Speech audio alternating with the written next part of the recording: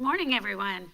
I now call the October 17th, 2024 Administrative Briefing and Work Session of the Marion County School Board to order at 9:22 a.m. Apologies for the tardy start. We were experiencing some technical difficulties, and we should be able to roll smoothly now. Please silence your electronic devices to avoid disturbing others. Mirroring and modeling how our students begin each day, I ask that you please pause with us for a moment of silence. Please join me.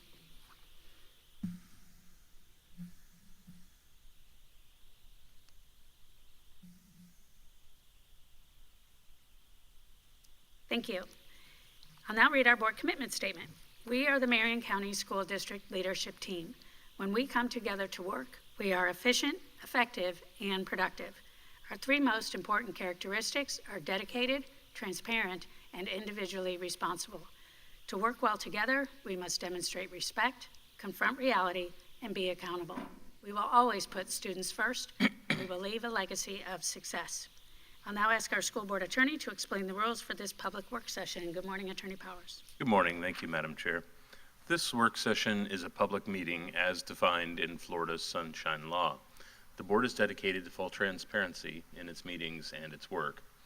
In compliance with the Sunshine Law, the board has adopted uniform meeting procedures, including the right for citizens to participate. The board will allow public comment regarding any work session item listed on today's agenda at the appropriate time.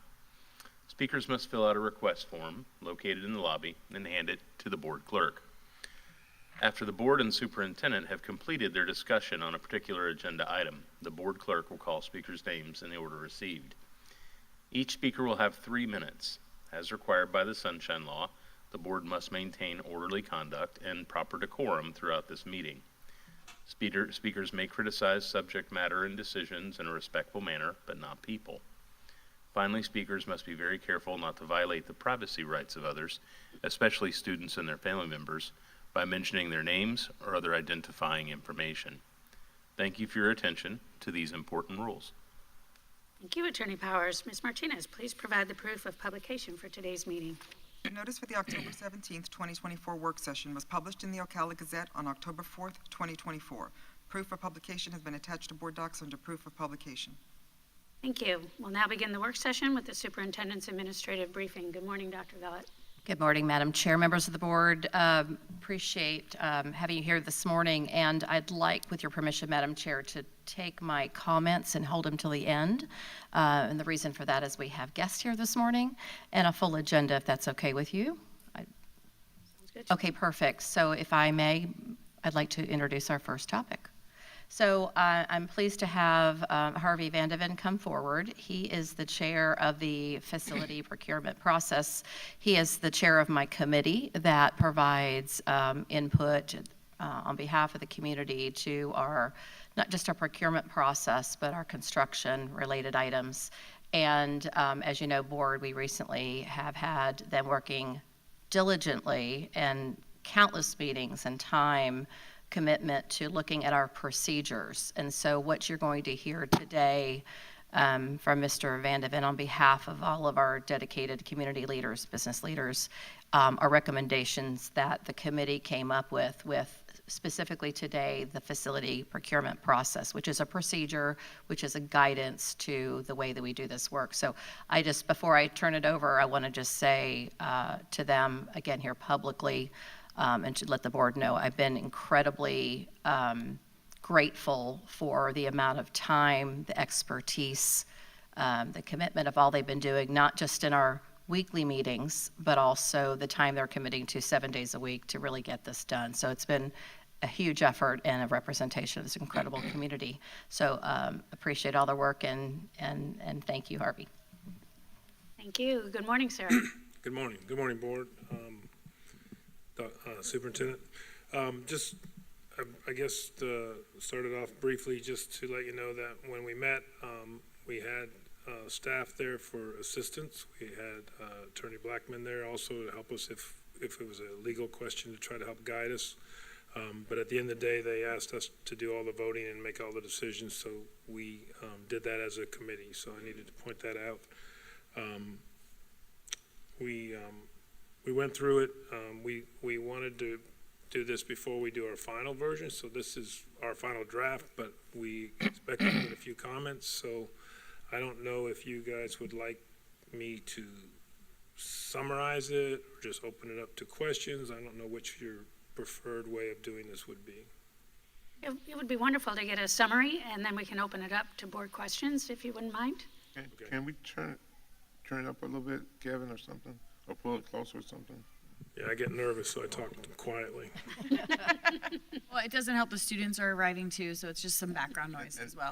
I won't let none of these ladies up here bite you, Harvey, this morning. Turn it up. So summary would be, we used the recommended document that was given to y'all for guidance. We reviewed other counties' procedures to try to look at what other counties did to try to make sure that we were keeping us inside of, being sued for not following protocol. So we tried to look at other counties and see what we were doing versus what they were doing.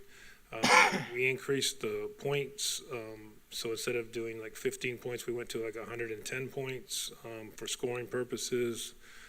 We reviewed the size of the committee and who should be on it. We reviewed the point evaluations of like how many points should be given to what types of things, and then tried to put it all together and give you something that would give us our best chance of selecting the best construction manager for our school system. So that's the shortest summary I can give you. Thank you very much, and I know the work was incredibly comprehensive, and there was a lot of focus on just making sure that things were in writing, and that any of the committees are going to be, well reviewed to make sure that they understand what their roles and responsibilities are. So with that, I'll open it up to the board for comments. Chair, can I make a recommendation? Sure. Is it possible, because it is pretty significant document, that we just maybe go front to back and kind of go page by page, just to keep us focused? That would be my request. I could just have a few things throughout the document, and I don't want to get scattered and zigzag everywhere. So is that possible? We can certainly start at the beginning, and then whatever comments you have or input to share, and then everyone else can chime in before we move on. Okay. I mean, I have something on page 1. So, We'll start with page 1. okay, wonderful. So my first question is under A. At the bottom of the page, it says, all responses received on time that satisfy the minimum RFQ requirement shall be scored and ranked by designated facilities and procurement staff in accordance with the established screening criteria. This is contrary to the established procedure that we've had previously, which is that a committee reviews the books and shortlists, and then a committee does the in-person interviews. So I'm not sure that the intention of your Harvey, sorry, I'll try not to call you Harvey, your committee, Mr. Vandeman, is this, but this, in my opinion, needs to be changed to reflect the public process, the committee, however we've been referring to that throughout the document, needs to be transparent and the collective group. So yes, you are correct. You mentioned it, and on the bottom there where it says facilities and procurement, we'll fix that. That wasn't our intent. I think we just accidentally missed that spot in our review. The intent was for procurement and facilities to do the pre-screening checklist and then turn it over to the committee to do the book and the interviews. So we'll fix that. And so if this particular paragraph is referencing the pre-screening, I think we just need to be very clear that it's only referencing pre-screening and not the book phase. And that is not clear, in my opinion, in the narrative. So I don't disagree that the pre-screening has always just been a facilities kind of checklist. They either hit it or they don't hit it. And I have no problem with that. I just want this to be clarified one way or the other. Yes, ma'am. Board, do you, I guess? I agree. It was a note that I had also, Dr. James. And so just the clarifying point that it is only for pre-screening, that's sufficient. Board? Okay with that? Sure, I could go either way. I honestly could see it being either way. That we have facilities and procurement staff for a reason. And so, I could see it going either way, but I'll go with whatever the board wants on that particular issue. So, I won't answer for my committee if it's not an answer I already know, but in this one, the answer, the books are part of the process. If you're on the committee, you need to look at the books in order to do the interview, because the two things, even though we don't score them, we scored them separately, we left that the same way as we currently do it, but it's important for the committee to review those books, so, I think we just missed the spot there. Right. And I'm fine, because it sounds like that was what you were wanting to have it look like, and it was just missed, so I'm fine. All right. Anything on page 2? Yes, ma'am. Keep going. Okay, so I just have under selection committee. I have an overarching question. The front page of this says, and I will quote it: construction management services. We have the same process for architectural services. Is the intention that we are duplicating this process when complete for architectural services? Because we have gone out to find prototypes, and then basically the process that I experienced, we followed this exact same process for architects. And so this does not say construction and architects. So is the intention that this is representing both entities, or are we doing something different for architects? And I'm looking at Ms. Boombach kind of behind, because she was a part of the architects when we did the interviews for that. And so that is like an overarching question I have, because then it kind of gets into if it is the same book, we need to be more clear, because the committee representatives should be different. I think a principal should be a part of a committee when we're choosing a prototype. Absolutely. I'm wondering what a principal knows about construction and why they should be a part of choosing a contractor. And so I vary in why a curriculum and instruction person is a part of a construction manager process, but again, they should be a part for an architect. So that's my greater question. And Ms. Boombach's coming, Harvey, so maybe she wants to. Morning. Morning. Yes, you're correct. The intent is to copy this for the architects. It needs to be a little bit different, because we will ask different questions and look at different criteria for them, but yes, we will duplicate the same thing. Okay, so if the intention is that we're gonna kind of shift it a little bit for architects, then the first question I have based on B is, why are we including curriculum instruction individuals on the selection of a general contractor? I don't understand what value a principal has on who the GC is. And so that's my first question. Well, can I? Dr. Villa, did you have something? Yes, actually, because we had this conversation. Yes, we did. And I gave some thoughts on this particular item. Ms. Boombach, do you want to talk about that? And otherwise I could ask Mr. Van de Ven, because I did have some thoughts on this one too. Okay. Do you want to, Ms. Boombach, do you want to speak to that? I know we had discussed it, and the principals had good input in architecture, but not for construction so much. So Correct. So my take as a superintendent was principals should not be on this. But one of the members in that committee brought up a great point, that if it was a very unique project that was specific to, and I think we did, and I think the committee landed on, and Mr. Van de Ven, you can correct me if I'm wrong, it was may participate. And as I listened to the committee of experts talk about this, there may be a specific project. That's why it said not limited to tech info services. If there's a specific building done, it's not so much a principal, it might be somebody who has an expert lens in what's needed to build a very specific type of building, and we're looking into the future. We're not just talking about traditional schools, but looking into the future. But correct me if I'm wrong, because I said I don't think a principal needs to sit in on that process, nor a principal supervisor. No, you're correct.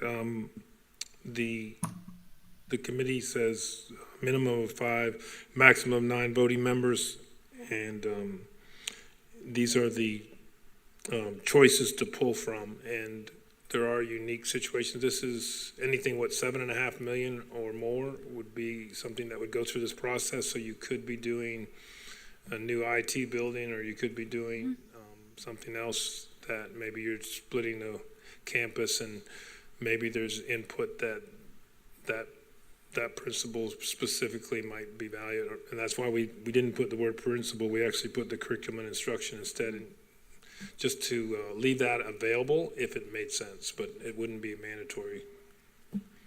And so I understand, I appreciate that, and I could get on board with the word may, essentially allowing or limiting, which would make the ease of duplication for architects. My concern is that then you may find yourself in a position where 5 people are chosen and no community representatives are chosen because it's may, and there is no designation of who is going to participate in the process. And so that hill I won't die on, but I will go on record and say I'm not in alignment with it. If there are 2 other board members who agree with me, then we can further the conversation. Otherwise, we can move on. But that is the reservation that this board member has. And Madam Chair, if I may, I think Mr. Vandeven said this at the beginning, because these are procedures, and I really rely on the experts that are in that committee. Again, very impressed with their knowledge, that recommendations are made by the board go back to Mr. Vandeven as the chair to take to the committee for consideration. Yes, and I have another point I want to add to that, because that was a concern that I had also. But another reason was because of staff turnover. So if someone retires in that department, that we ensure, as we hopefully move forward in building new schools, that we do have a good, solid panel of experts at the table. And so sometimes there's uncertainty, from our position. I know that we have staff that are approaching retirement, and there's been some turnover. So I just want to ensure that we have a solid committee that they're experts in building. And I also want to share that I think having principals and special instructional people at the table is important, but I think that needs to be in the design phase. I think that when we're laying the plans for what we're going to do, that's the time to get their input. And so, Dr. Gullett, I do appreciate you taking this back to the committee, because I do think there are, I just want it to be done right, and I think that puts us in a position to do things correctly. So, thank you. And Vice Chair, Board Member Cummings? I see on the committee it says safety and security, but shouldn't that be safe schools rather than just safety and security? If the purpose is to represent our, Safe Schools Department, if that's the intention of the committee, then I agree with Eric, right? That it should be the title of our what we title that? So, Madam Chair, if I can, yes. Again, broader context to the many conversations the committee was having, thinking forward to when all of us are not here. Titles change, positions change, and so what I really appreciate about the committee is this understanding of when somebody is not there at the table, they weren't part of this conversation, what the intention is clear. So committee was really diligent in trying not to name something that didn't make sense in the future if the title changed. Does that make sense?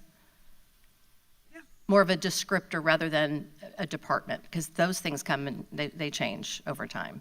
So just providing some guidance to that.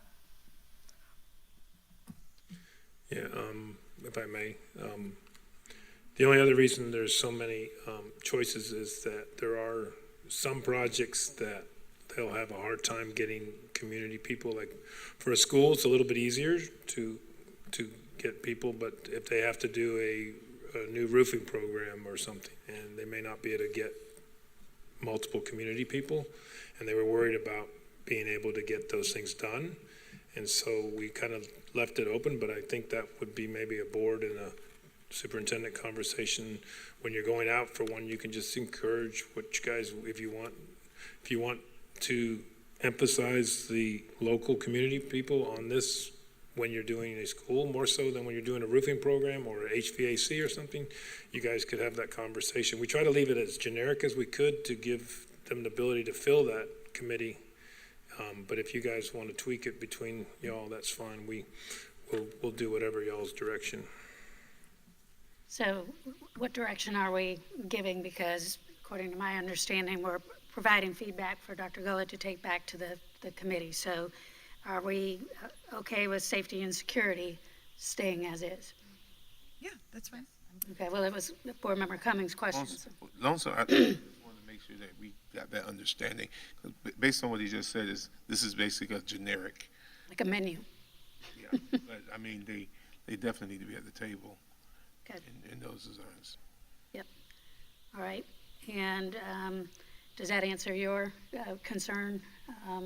Yeah, I'm Board not a Member hill I'm gonna die on. I'm just on record stating my concerns. So if we move forward, we move forward. Okay, Board Member Campbell. Sure, I just wonder if perhaps, not another appendix in this, but, if there was just maybe even a like little statement that we will all come to consensus on to say, like for schools or, something like that, then at least 2 community members must be, something like that, where we come to a consensus on a statement where we don't have to address this every single time we're considering building a new school. But same thing with, if the project is under a certain amount of money, maybe we do that we make a recommendation on how many people need to be community members. Other than that, the rest of this is just our own internal staff. So that's the only thing, because we don't have, it's 5 to 9 people, doesn't always have to be any one of these 9 individuals. I don't know. That's the only, do we have a recommendation on, if we're building a school and the construction manager's being chosen, how many community members do we want to see on that committee of the 9? And that's the question I'm asking. Hold on one second. I mean, maybe we don't have an answer right now, but I think that's kind of the heart of what we're trying to ask is there are 9 choices here, but it doesn't say necessarily that you have to have one from each of these categories. If you're having a team of 9, if you're having a team of 5, they get to pick and choose which category. So, Well, and if I may, to your point, I think you just brought up a very valid, something that I hadn't thought of, but like, some of these are not mays, some of these are wills. So there needs to be like the word required next to like number one is a requirement, correct? I mean, I could be wrong, but I think number 1 is a requirement. And so and what I've heard is that there is requirements for facilities individuals to be a part of the process. Well, if that's the case, the word required needs to be next to the people who are required to be represented. And if safety and security is one of those. But the absence of that basically means you could pick 5 community members to do it, in theory. And if we're trying to do this for the future, I think being very clear is of value. So maybe it's about us ensuring, Dr. Campbell, which of these 9 are requirements, and then going from there. So number one, the non-voting facilitator is a requirement. I think we would all agree, Right? okay? Maybe there could be an asterisk and then it could say required. Sure, yeah, whatever Something like that. whatever. Something that delineates, okay. Business services, I think that's required. okay? I would say required. I would say we need to know how much money it's going to cost. Okay. Do the facilities department director? I think it's an either or depending on the project. At least someone from facilities needs to be a part of it. It doesn't necessarily. Historically, it's been 2. So it's been the construction coordinator and the director. That was the experience that I had, and Ms. Boombach is nodding. So, so are both required? Are both 3 and 4 required? Yes, or not always. Well, I don't know that I'm considering number 1 even a part of the team. So that's where because if you have a non-voting facilitator, I'm not considering them one of the 5. But maybe, No, I would agree, because it says 9 voting members, up to Right. 9 voting members. So I would agree. okay. So then if we had business services and someone from facilities, do we see 3 other categories that we would believe would need to be required on every project? And if not, Security would be one. Well, But I would disagree for a construction manager. Again, when we're talking about architecture, absolutely, safety and security is so important because it's about the design of the school. But when we're talking about building the school and the CM, I would struggle to say, sure, if we have 9 members and they're apart, great. But I don't know that it needs to be a requirement because when we had these, last year when we went through this, Mr. McFadden, Chief McFadden's input was when we were choosing prototypes because he wanted to look at the school and look at the exit doors and look at the perimeter, and it was about the architecture of the school. It wasn't about the construction of the school, and those processes are not synonymous. But when I classify, in my mind, if we're talking about someone choosing a construction manager, that's whenever I use the word safety and security to mean risk management. Because I don't think of risk as being business services, even though I know that's where it falls currently. But safety and security in a construction manager, I think you need somebody from a risk mindset to say, does this construction manager follow all of the guidelines they need to make sure their folks are safe, that we're not having any liability on our own. So that's where I'm kind of flipping. I appreciate the generality of the term safety and security, because in a construction manager, I think those terms actually are a little different. What about safety, security, and risk management? I mean, that's fine. They need to be at the table. They do. I think there needs to Right. be someone from a safety standpoint. right. It's not safe schools security-wise as much as it is risk. And so, I mean, I'm still okay with it just being safety and security. Yeah, that's fine, as long Technically. as the assumption is risk management would fall under that category. Well, since we're talking about being clear, now I'm thinking about when I first looked at 6, safety and security, a picture came into my mind of Mr. McFadden, not risk management. I agree. So we may want to consider safety, security, risk management, and risk management, or risk management. We're just trying to cover all the bases.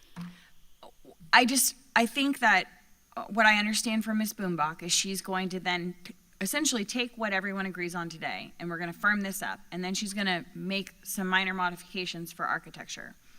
If what the board is saying is risk management needs to be representative in the CM process, and safe schools is representative in the architect process, I think that can be handled without necessarily changing safety and security. I think that she can make that. I think it might be you picking. I really don't know, I guess. But what I'm saying is it can be handled. All right, Dr. Gullett, your thoughts? Yes, thank you, Madam Chair. What is the next step is for the board's comments and suggestions to go back to Mr. Vandeven and the community committee to review the recommendations. Okay. Just to be clear, I can't say this enough, we have experts that have given their time, extensive amount of time, have expertise in many areas related to this. I trust them. That's why they're leading this committee. We are here to support them, and they will go back and look at what the board's feedback is. Got it. So adding risk management is something that I'm taking notes. I think Mr. Vandeven's taking notes. I think several of us are, and I see nodding of heads of committee members out there. So they will go back and discuss, but they are experts in their area, and Mr. Vandeven is one and standing in front of us today. So I respect their expertise. Absolutely. Agreed. All right. We're good there? Keep rolling. Page 3. The word framework is used in C at the top of the page. While I can appreciate this is a framework, I feel like the board is approving this process, and the use of framework is lacking from a board member seat the security that the process cannot change without it coming back before the board. And so this language for me needs to be more clear to specify the level of changes that are going to be allowed without the board being made aware of them. Because there was criteria changes multiple times without the board's knowledge over the last 2 years, and that is where my concern stems from. So, board, I'll leave it to you to discuss. Vice Chair?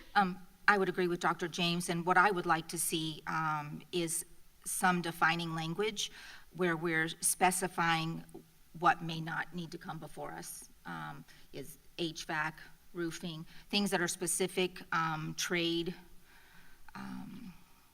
jobs, that are more routine, that don't need to come before us for minor changes. So that would be my recommendation. Okay, anything else from the board? Good? All right. Next. Under D, advertising, all others identified through research who may be interested in responding to the specific RFQ. Appendix 1 says there's a pre-screening checklist and says basically if you do not submit and you're pre-qualified and then do the pre-screening checklist, you don't get to phase 2, which is the book phase. This language in this, in my opinion, is contrary to that. What others that research may find? What does that mean? Because they have to be pre-qualified and they have to go through the pre-screening process. So to me, those are contrary, and I don't understand how you can, who are we just gonna go find that isn't already a pre-qualified vendor? So what I would like to see is that struck through, essentially, and that line struck through. I don't think that facilities should go out searching for other people. They should be pre-qualified and then apply just the same as everyone else. I agree. Board, any other input on this suggestion? Or recommendation, I will call it. Yes. Sure. You're good, Board Member Campbell? Sure. Okay. All right. Moving right along. On page 4, it's at the top of the page, it's talking about appendix 1, and it says, if a project has unique requirements, adjustments to the standard selection and scoring criteria, including categories, points allocated per category, or weight per category, may be made during the planning phase in advance of the release of the RFQ. I'm gonna go back to limit to trades only, because I, as a board member, do not wanna see the process being changed and points being added or removed for a $150 million project at the will of 1 or 2 employees who may decide that they want to see it changed. I think that there needs to be a threshold number maybe put in here, 30 million, 15 million, I don't know. And any project over that, it has to come, if there's going to be changes to the process that we have been informed about, we need to be notified. So I guess my request would be determining a monetary threshold where we are essentially saying changes. Most HVAC roof projects are under that 15 million mark maybe. So we just say anything under 15 million, have at it, and anything over 15 million, I guess that would be my request to take to the committee, Dr. Gullett. Also on page 4, in the initial screening, respondents will be evaluated and scored on the information presented in their RFQ response and other relevant information on file with the district. What that says to me is district employees have had a negative experience with XYZ contractor and they're bringing that to the table and they are using that. I don't disagree with the sentiment, but I think that there needs to be clear expectations about how that is scored, because certainly if a contractor failed to put windows in a high school for a semester, I think that that should have weight. But I think that I would like for there to be a little bit more clarity about what that history and that knowledge is, and not just, well, I didn't like working with contractor ABC. He was hard to work with. Well, how do we quantify hard to work with? And so it leaves opportunity for fluff, and I would like it to be a little bit more clear. Board Member Campbell? So to that point, perhaps it does have to be quantifiable relevant information. Sure. Because the quantifiable relevant information may be that they never completed work on time and we have documentation of that, or we had multiple safety violations that occur, whatever. But quantifiable relevant information. I can get on board with adding the word quantifiable in front of relevant information. Thank you. And then my last thing is number 2 at the bottom, comparable non-SRF projects for which the responding firm has provided the general required services. Comparable is a very vague word, so comparable in size, comparable in scope, comparable in monetary value, comparable in timeline, conditions, and so I would like, I'm still on the same page. Yeah, At the bottom, page at the bottom of the page, number 2. So the word comparable, I'm struggling, I just think that we need, it's a very vague, so let's be, again, more specific. Comparable how? Because it's 20 points. So experience, well, they built hospitals and we're building a school and it was the same square footage, so that's comparable because they were both the same square feet. I would say that's not really comparable because they didn't build a school. So. And that's all I have for page 4. Okay. Moving right along. Page 5, the project team, professional and technical staff. I think technical staff and on-site staff are two different things, and potentially going back to having 2 different processes for architecture firms versus construction firms. I'm not sure that both of these, I feel, are incredibly specific for each. So a technical staff would be engineering firms and design firms and that kind of thing. I'm thinking about when Joe London comes to the pitch for all the CMs and he's talking about the civil engineering versus on-site staff and the superintendent. And so I just, and again, this is not something a hill I'm gonna die on, but I just have kind of, I guess, concern about, are they both necessary for both processes, or is one more necessary for one process and one the other? So, and that's all I have on page 5. Okay. Anything else from the board? All right. On page 6 at the bottom, it talks about the following key points during their presentation, and it's in the second to last paragraph at the last sentence, but I don't see any following key points. So if it's referencing the appendix A, maybe, I don't know, but there is, for me, a disconnect from those key points that are being mentioned, and then what are the key points? I get it. You see that, Dr. Gullett? I'm looking. No, tell me, we're on page Page 6. 6. Second to the last paragraph. It's a little bit of a hanger sentence. Interviewing firms will be expected to address the following key points during their presentation. I would be like, okay, where are they? Where are they? So if they could be added or pointed to, see appendix, whatever. Yep. Okay, And then I don't have a question until page 9, so. okay. Anybody have questions on 7 or 8?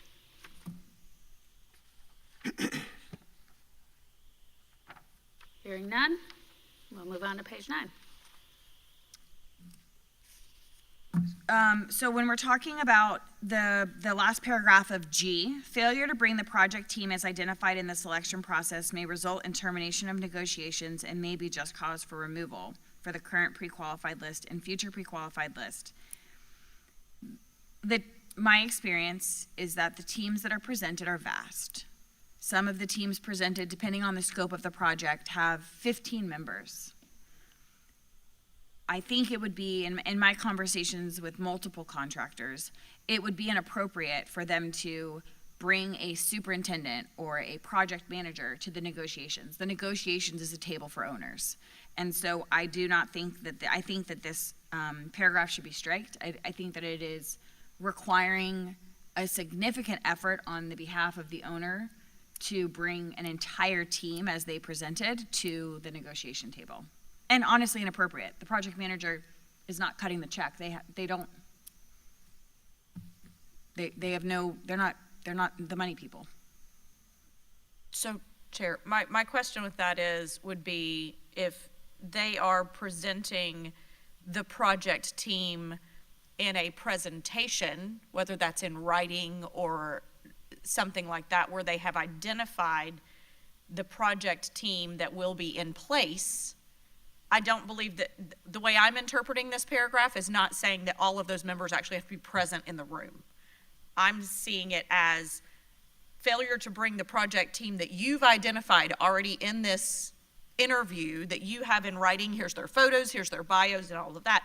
Failure to bring those people into this is going to result in the termination.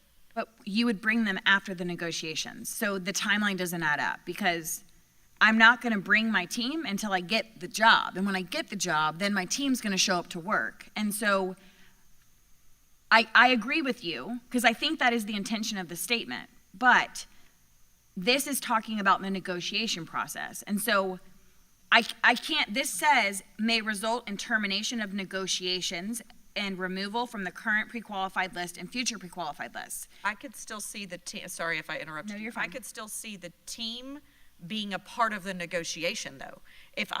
And maybe this is because I'm thinking more of like car dealership scenarios when I used to work in that sector, we would lay out, here's our team, this is why you should choose us. Because the team is a part of the negotiation, perhaps. And we did choose them, so they were selected, we chose them. Now the owner is negotiating on fee and cost and all of those pieces. And so at that table in that room, there doesn't need to be the 15 people team. Ms. Boombach?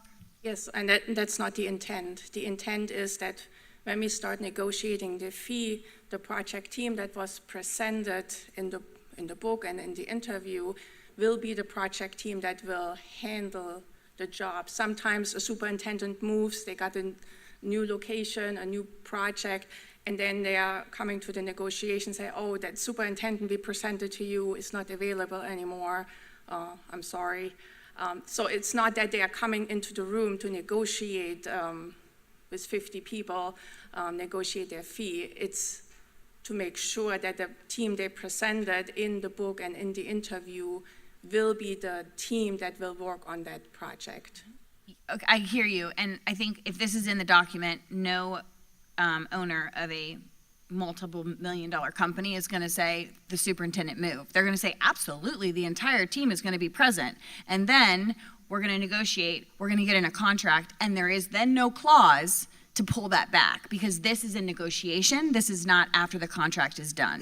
And so if the intention is to say, you can't do this job if you change your team, then the language in this needs to reflect may result in termination of the contract. And I don't even know if that's even legal to do, but I think, I hear what you're saying, and I totally agree, but I don't think the language in this paragraph reflects that. And I'm going to respectfully disagree because of the word may.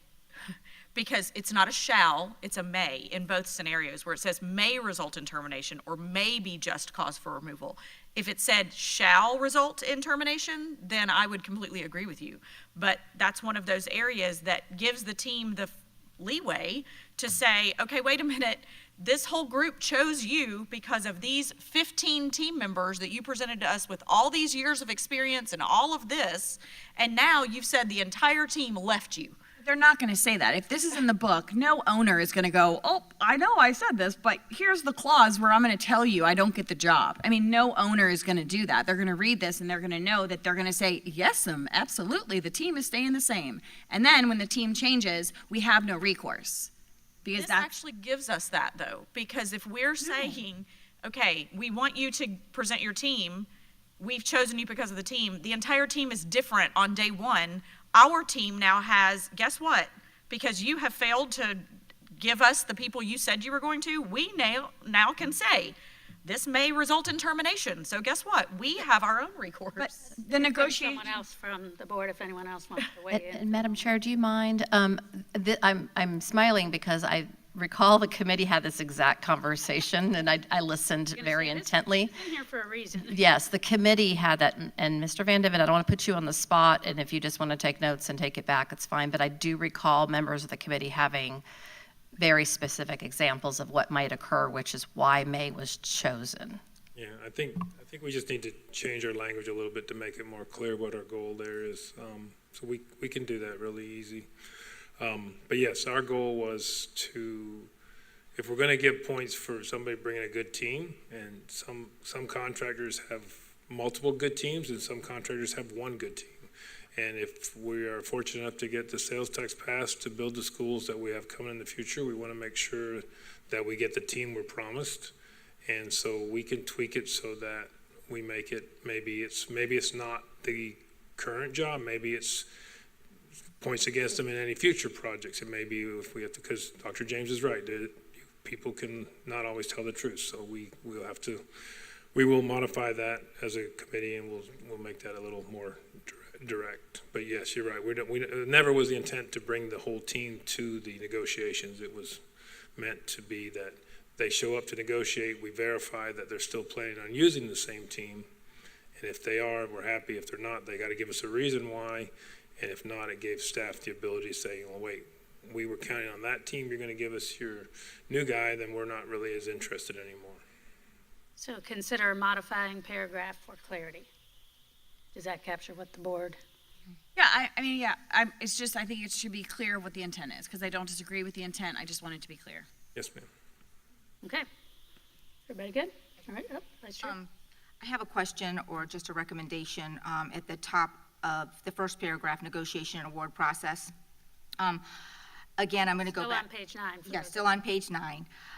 Again, I'm going to go back to turnover and people retiring. And so I would like the committee to discuss, or want to know if the committee discussed looking at an outside party when they get to this point of the process. Considering a third party. So your recommendation for the committee would be to consider a third party when it reaches this part of the process? Yes. And kind of hash that out? Any input? Can you say that again? When you're looking at the negotiation team, and I'm just thinking about the turnover that we've had recently and that we may have in the future, that hiring an outside, Negotiator. yes, thank you. With deep Maybe knowledge beneficial of the so that we trade. ensure we have someone that's very knowledgeable guiding us through the process. That's where we can save a lot of money. Because the negotiation did happen, is now going to happen in the procurement department, is that accurate? So, Madam Chair, the committee had that conversation, and that is why I'd be careful not to get ahead of any board approval. We consulted with an outside consultant that can help with this process. So that consultant is already in process to provide advisement to this. Okay. So can we add that? What consultant? I think, right, Ms. Boombach, if you want to speak to that, but I don't want to get ahead of that.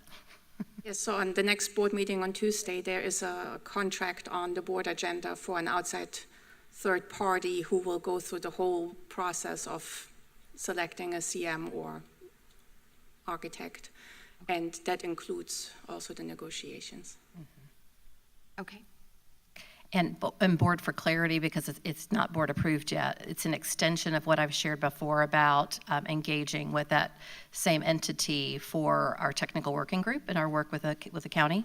So it's an extension of that same contract with experts in the field that have been doing this for quite some time. The representative was present at the technical working group and spoke to the group at that time. Same group on the board agenda for approval. Because I can tell you from my seat again, this is the committee's work, but it was important to get an expert from the field in doing and guiding this work. Pending board approval, you'll see that on Tuesday. Is that item under discussion? I believe so. Okay, I believe so. okay. If it's not, if Ms. Martinez could move it, that would be wonderful. Okay, that was all I had on page 9. And I actually missed something on page 6, so I don't know if we want to go back to page 6 or if we want to proceed, but as a proud woman-owned business myself, I would like to offer that I do not think if it gets down to a tie, a woman-owned business being awarded 10 points and a local business being awarded 10 points should not be equitable, which would mean that a firm outside of being local who is owned by a business would essentially trump a local-owned business. And for that, I would offer to the committee to suggest that the woman-owned business should be 5 points. I don't want to see a woman-owned business superseding something that's local. I would hope that it's a local woman-owned business and they can get 15 points. And then the only other, I don't know if anyone, I'm sorry. So go ahead. So are you recommending that minority and small business still receive 10 points, but a woman-owned business only receives 5? a minority, woman-owned business, or small business shall be allotted 10 points. That entire item should be 5 points. 5 points, okay. Just because you were singling Yes, out the I'm- woman well, aspect of it. I was just thinking of the seat I represent, but yes, the entire section should be 5, not 10. There's no legislative or legal weight that is required, we just have to represent it, so my recommendation would be 5 points. I would agree with that. I also had a note on that, thinking about that exact same thing. I would much rather have someone local working on our projects that's invested in our community. I think it's great if it's a woman, a minority, anything else, but I don't think that it should be equal to the local preference. So I'm in agreement. That would be my recommendation also. Anyone else from the board? I don't know, I'm kind of up in the air on that one. So we're just gonna say local preference trumps or deserves more points than all of these other categories? Is that what we're saying? Well, it's not all the other categories. Oh, all these in this section, minority, woman-owned, Small business. small businesses. Yes. By 5 points. But you could also be a local business and a Owned woman, by a minority, or and a then you get extra minority, and you points. could get both.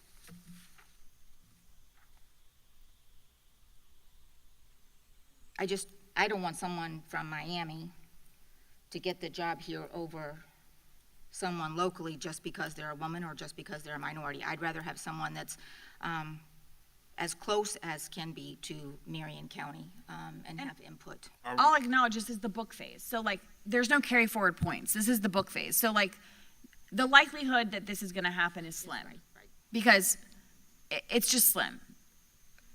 They all start fresh at 0 points, or they all start fresh with 100 points, depending on how you wanna look at grading, but they all start fresh at the interview. And so this is really like semantics, but it's just, and I don't have to die on this hill. It's just something that I wanted the committee to review, personally. I mean, I think they could be equal in weight, since they can have more than one, they could qualify for more than one. They could be a minority, they could be a woman-owned, and they could be local. Why, I just don't see the local getting an additional 5 points higher. I don't think that the intent, however, is that for each portion of the, you can lump them together if that's the way that is intended to be under procedure. But at least with minority and woman-owned businesses or small businesses, those are, you don't get additional points for each one of those categories.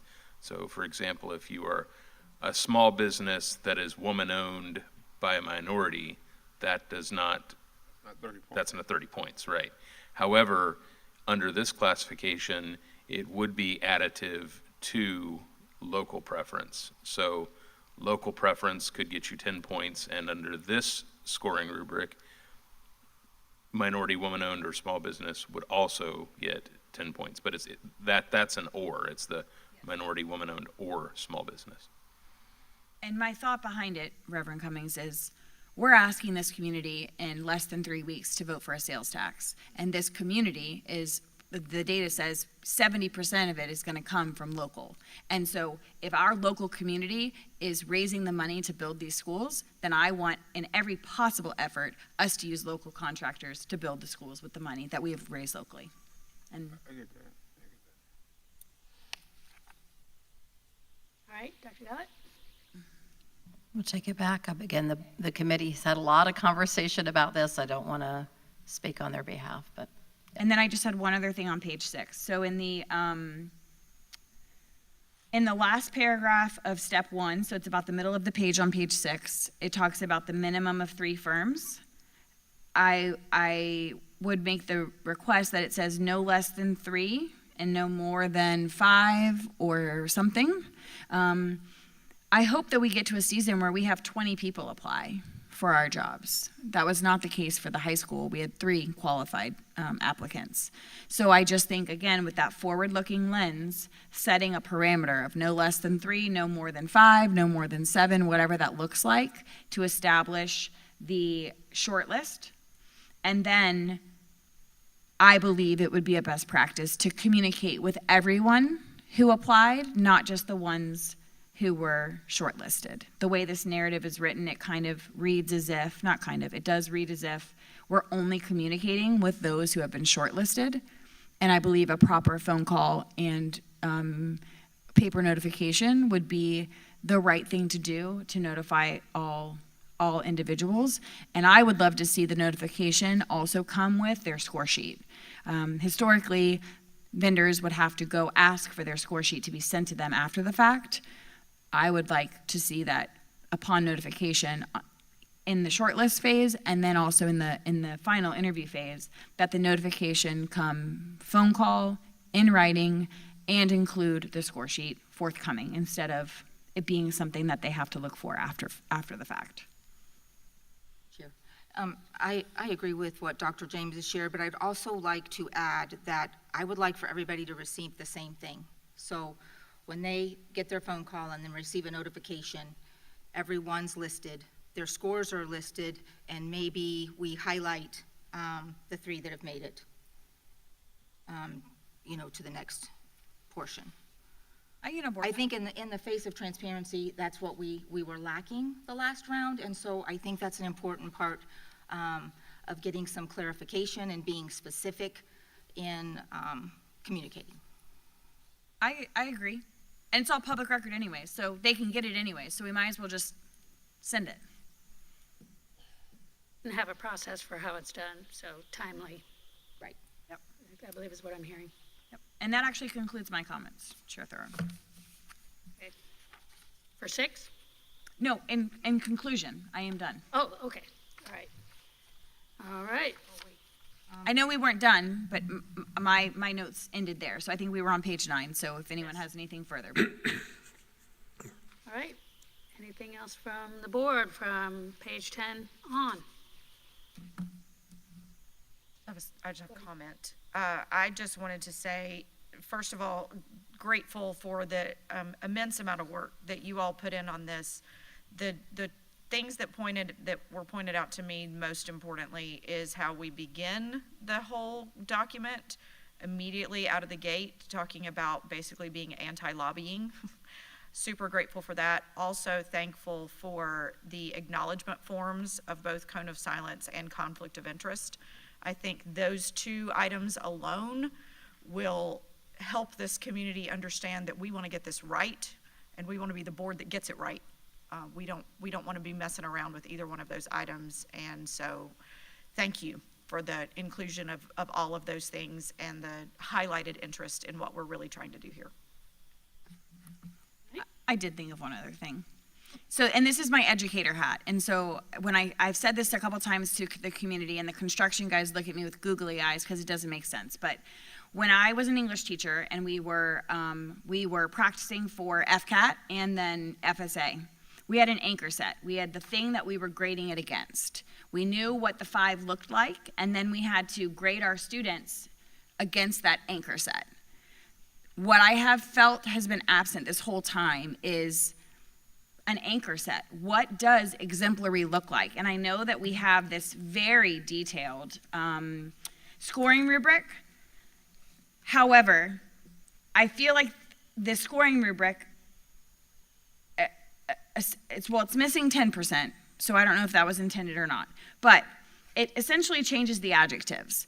And so how do I nuance between what is fails to meet and lacks significant or not? Like, it is not clear, and I feel like it leaves a lot of opportunity for individual interpretation about what I think the rating scale is. And I think we saw in the high school, some people are raters who start at 100 and work your way down. Some people are, everyone gets a C and has to earn their A or go down. And so I struggle with the lack of clarity on the scoring. And I think we have to be sure that our graders and our committee members understand what exemplary looks like. And I don't know, the committee can come up with how that would be, but I mean, I have made the recommendation privately, I think, to Mr. Vandeman. I would go have a conversation with Ms. Boombach and Ms. Dobbins and go back through the books that we've collected over the years, find some that got very high scores, and remove all of the identifying factors from the book and make that the exemplary book. And then you have some very clear indicators for the interview about what is exemplary. Or maybe you put on a fake one and make a video, and there's a quick 30-minute training of a fake interview, and you give some model of what exemplary response looks like. But in the absence of having that anchor set, I think we're gonna find again that the rating is not aligned, because people are gonna come into the rating with different vantage points about what exceptional is. So I think that is the conclusion, Chair Thorough, but I did forget that. Okay. Any feedback on that comment? All right. Gullett's got it in her notes. Can I ask two questions? Absolutely. Sorry. The conversation, I'm going back to the committee. Mostly everything I heard today we can discuss, but there was two things that I didn't really get a majority or not a majority, so I would like to ask you guys me not to be the political and let you guys be the political ones. So minority woman-owned small businesses. I heard two people would like the local to be more, and that's all I heard. And two, I need to know if we got three that would like that, or if we only like two that like that. Because I will say, from our committee perspective, the reason we scored them the same is because it only allows you to get to the next level. It doesn't get you selected. So we didn't have any issues, in our opinion, with a woman-owned business, a minority-owned business, or a small business getting to the next level, because that I understand Dr. James saying if they were a tie, but you're talking about if you have a tie at the book level, we would allow both of those firms to go to the next level.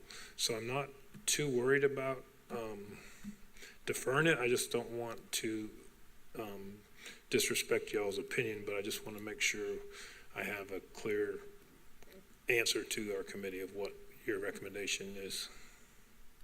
Thank you, Mr. Vandeman. I'll just say for myself, your point is very well taken. And again, I want to thank the committee for their deep and committed work.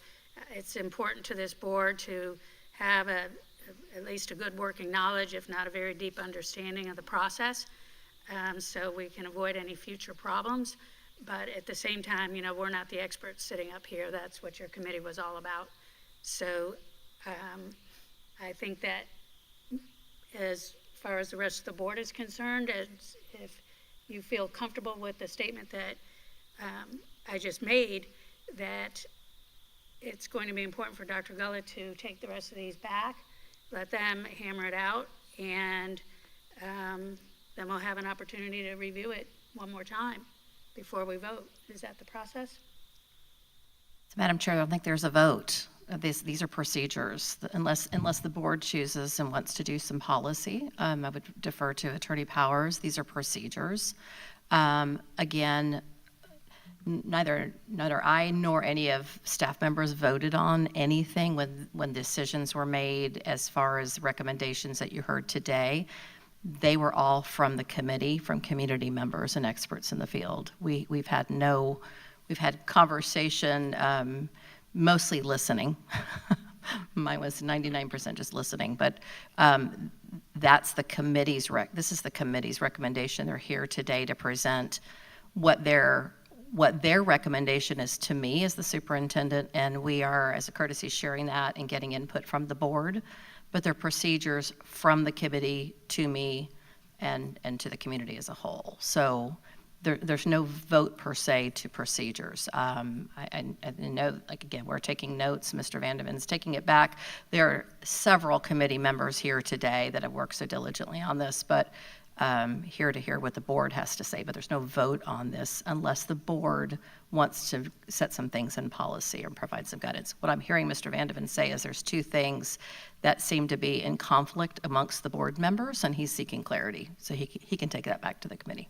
Okay, and thank you for the reminder. You know, this has been so impactful and it's so important that, you know, in my mind for a minute, I'm thinking, okay, it's going to come back to us for a final vote. That's the depth of what everyone has gone to, and I can't appreciate it anymore. So, okay, I said what I said, and so we do need consensus on both of those topics. And if I may, I'm sorry. So clarity is important. Right. What I'm hearing Mr. Vandeven ask for is clarity. If there's anything that needs to be asked from the board table as a board, we need to hear that today. Thank you. Yes, Board Member James, I acknowledge you, and then we'll have Board Member Campbell and then Vice Chair. I'm super appreciative of the community involvement and Mr. Vandeman leading this work. What I will say is that I maintain and struggle that this was a committee put together, not with representatives from board members. The board had no say in this committee that I'm aware of. This was Dr. Gullett's committee. And so, at a minimum, as a board member, I want to see this item in a work session before it's implemented with the changes that we have, the feedback that we've given today, and the team will go back and do and have whatever discussions they have. This board member, at a minimum, wants to see it in a work session before we move forward with any procurement. Because I do feel like, as a board member, it essentially is completely out of our hands. It is not a votable item, and we're talking about, hopefully with the passing of a sales tax in 19 days, we're talking about $350 million in projects. And it is our job to do the money. That's our job. And so I struggle with it not being a votable item, and if that's okay if it's not policy, but I certainly do not want it enacted until this board has seen a final draft and had another public discussion about it. I was expecting that we would get a final draft and look at it one more time, so I would agree with that piece of what you shared. Yep. Let's go with Board Member Campbell, unless did you say you agreed, Board Member? I concur. Oh, concur. Okay, thank you. All right, Board Member Campbell. So back to Mr. Vandeven's question. I believe he was asking specifically about if the other three of us who haven't weighed in agree to the point change on minority, woman-owned, or small business. So I've been sitting here trying to rationalize. Dr. James has recommended it at 5 points, and Ms. Conrad concurs with that. If we moved it to 7 points, then the scenario that Ms. Conrad has presented, if it was a minority, woman-owned, or small business out of Miami, would have the same number of points if we were doing 7 there and then 3 within the state of Florida as a local Marion County business. So I can also support the 5 points specifically for that minority, woman-owned, or small business, understanding that if we have one of those in Alachua, Levy, Citrus, Sumter, one of our adjacent counties, then they have the same point total as a local vendor. I think that was the question you were asking, so you now have 3 in support of that question. So I don't know how Chair Thrower or Board Member Cummings feels on it. As to Dr. James, since she had something entirely different in that conversation, as to the point of voting on this, I personally don't necessarily see that there is a need. I believe that the people that have been appointed to this committee are experts in the field, and I don't know all of them, but the ones that have been there are also the ones that voted for us to be sitting up here, who have appointed Dr. Gullett to be the one that has then appointed them as the committee of experts in the field. And so I don't personally believe that it's for us to weigh in on a vote on how this is all done, because ultimately we do still hold the purse strings, and we will vote on the construction manager when that contract comes around. We will vote on the architect when that comes around. We will vote on every dollar that crosses this table before any one of them is paid. So I appreciate the process and the way this is a procedure and not in policy. And though I also am grateful that we are having the opportunity to weigh in on this procedure, because we're not in most procedures within the school district.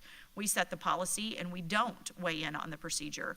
So because of the public nature of this particular item and what the board is doing, requesting the community to support financially us moving forward with additional opportunities for our students, I can see why we needed to weigh in on this procedure, but I personally don't have to vote on it. Thank you. Vice Chair? I've already shared. I'm good. Okay, you're I've shared good? my opinion, yes. Okay, Cummings, did I you have said something? all I had to say about it. okay. So can we share that we have consensus on the 2 points that Mr. Vanderman needed clarity on? Okay, all right, you got it. I'm done. Unless there's public comment. Is there any public comment? All right, hearing and seeing none. Thank you again for your amazing work and your dedication and commitment to helping every student succeed. All right, Dr. Gullett. Thank you, Madam Chair. So we're ready to move on to our next item, which is introduction of our strategic plan review. I'm going to have Mr. Whitehouse kick us off, but a number of staff here today.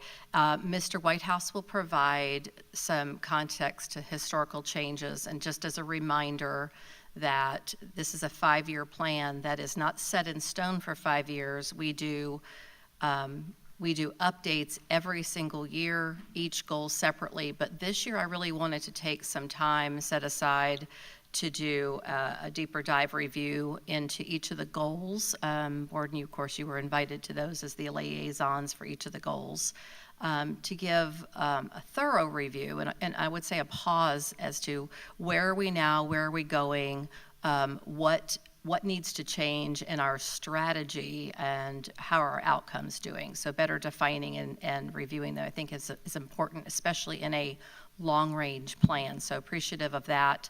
So today is a summary of some of those points and recommendations moving forward. Then board will come back and then start, and we'll resume again with what we've done in the past several years, is a review, a presentation from each goal separately at work sessions.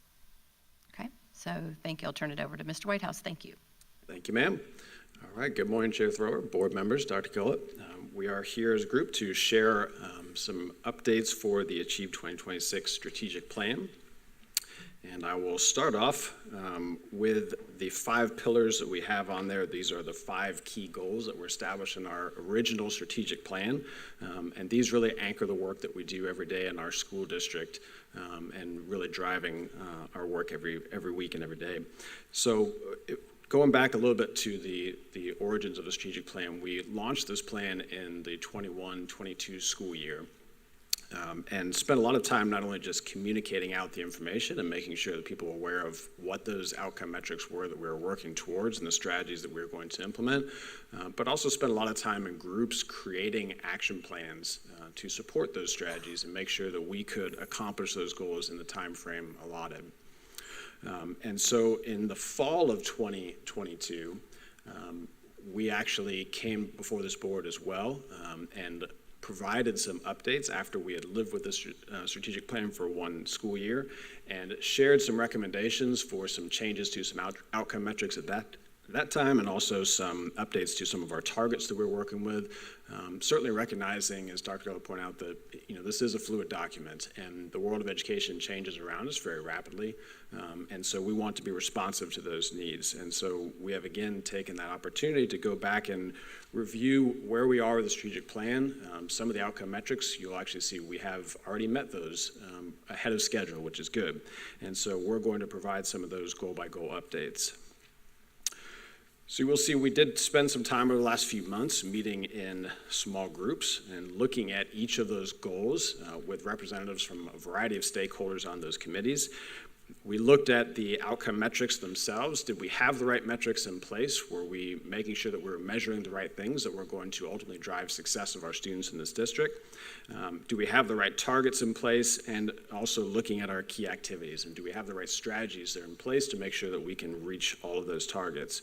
We looked at a lot of current trends and changes within education, and we know just in the last 3 years we have seen quite a few changes to the education landscape.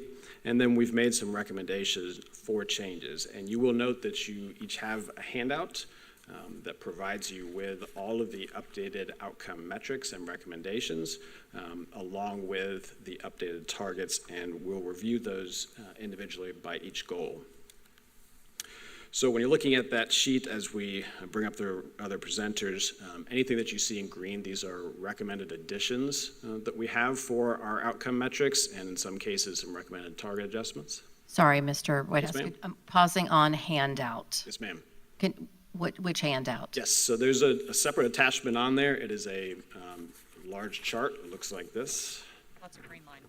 Okay. And that provides each of the 5 goals. These are the outcome metrics. The ones that are in white are ones that are currently existing. The ones that are in green are recommended additions or adjustments to the outcome metrics based on committee work. And the ones that are in red with a strike through are current outcome metrics that we feel need to be deleted or changed. And we'll talk about the rationale behind each one of those.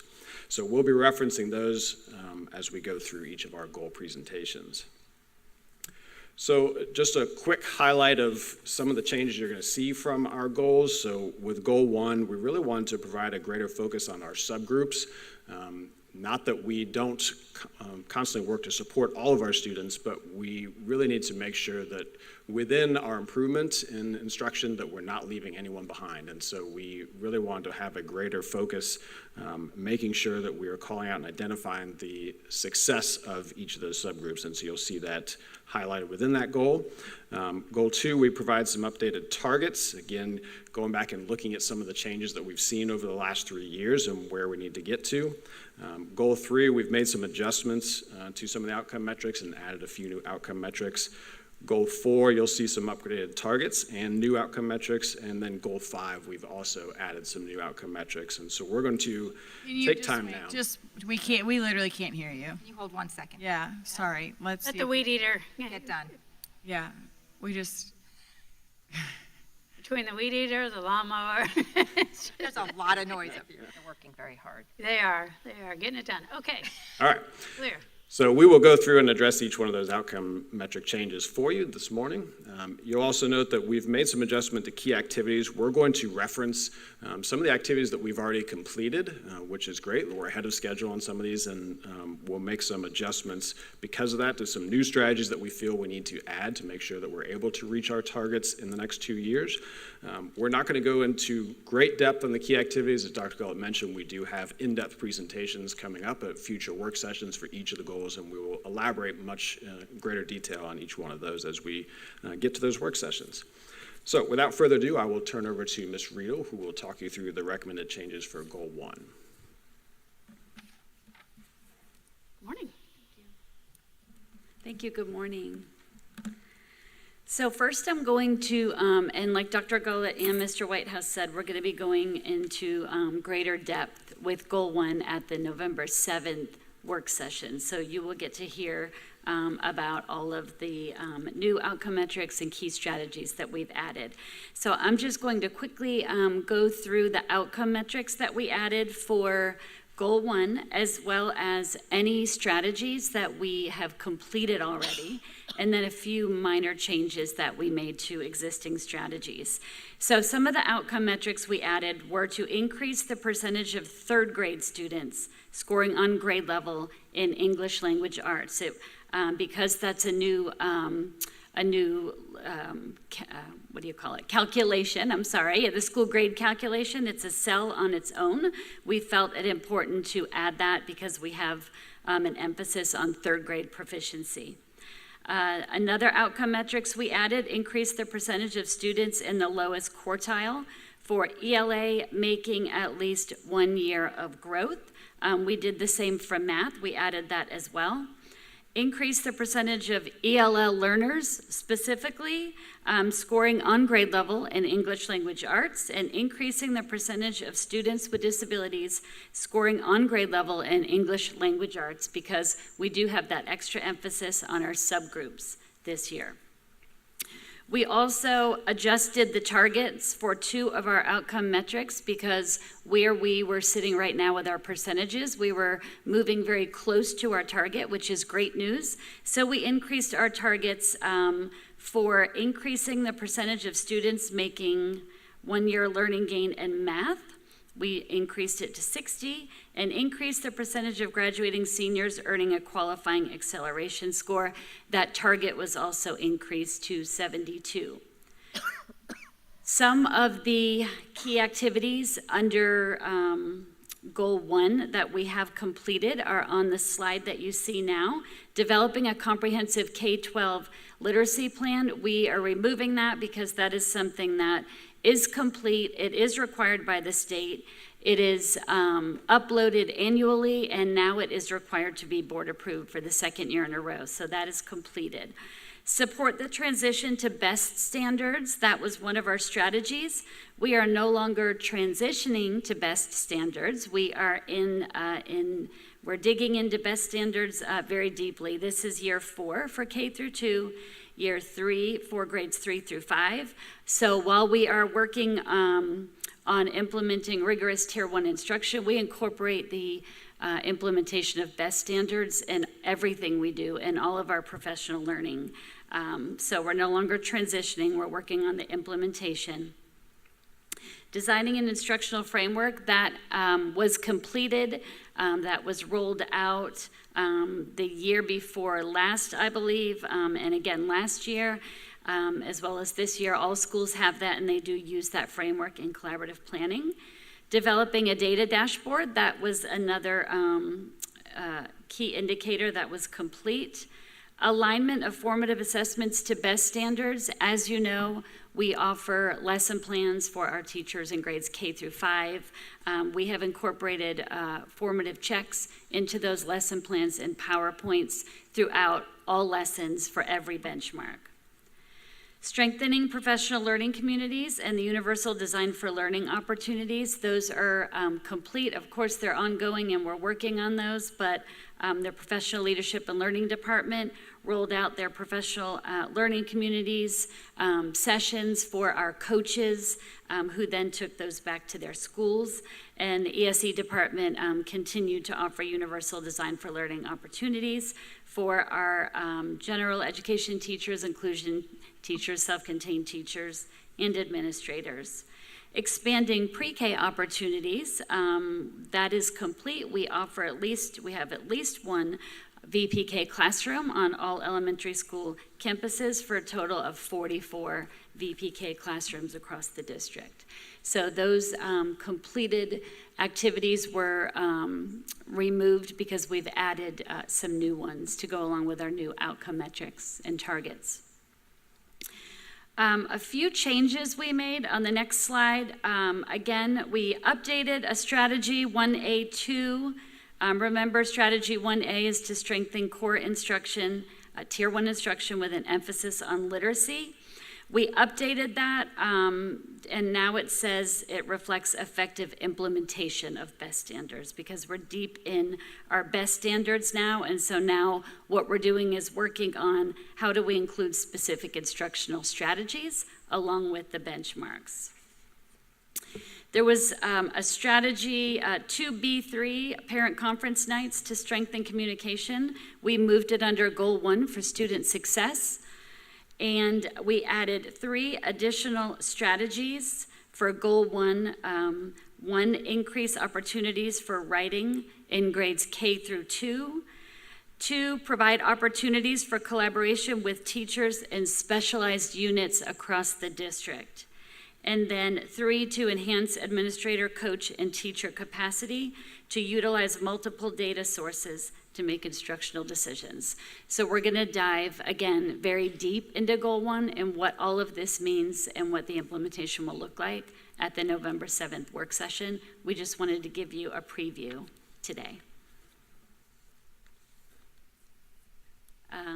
Do we want to go with goal 1 questions before we present goal 2, or do we want to wait till the end of the presentation?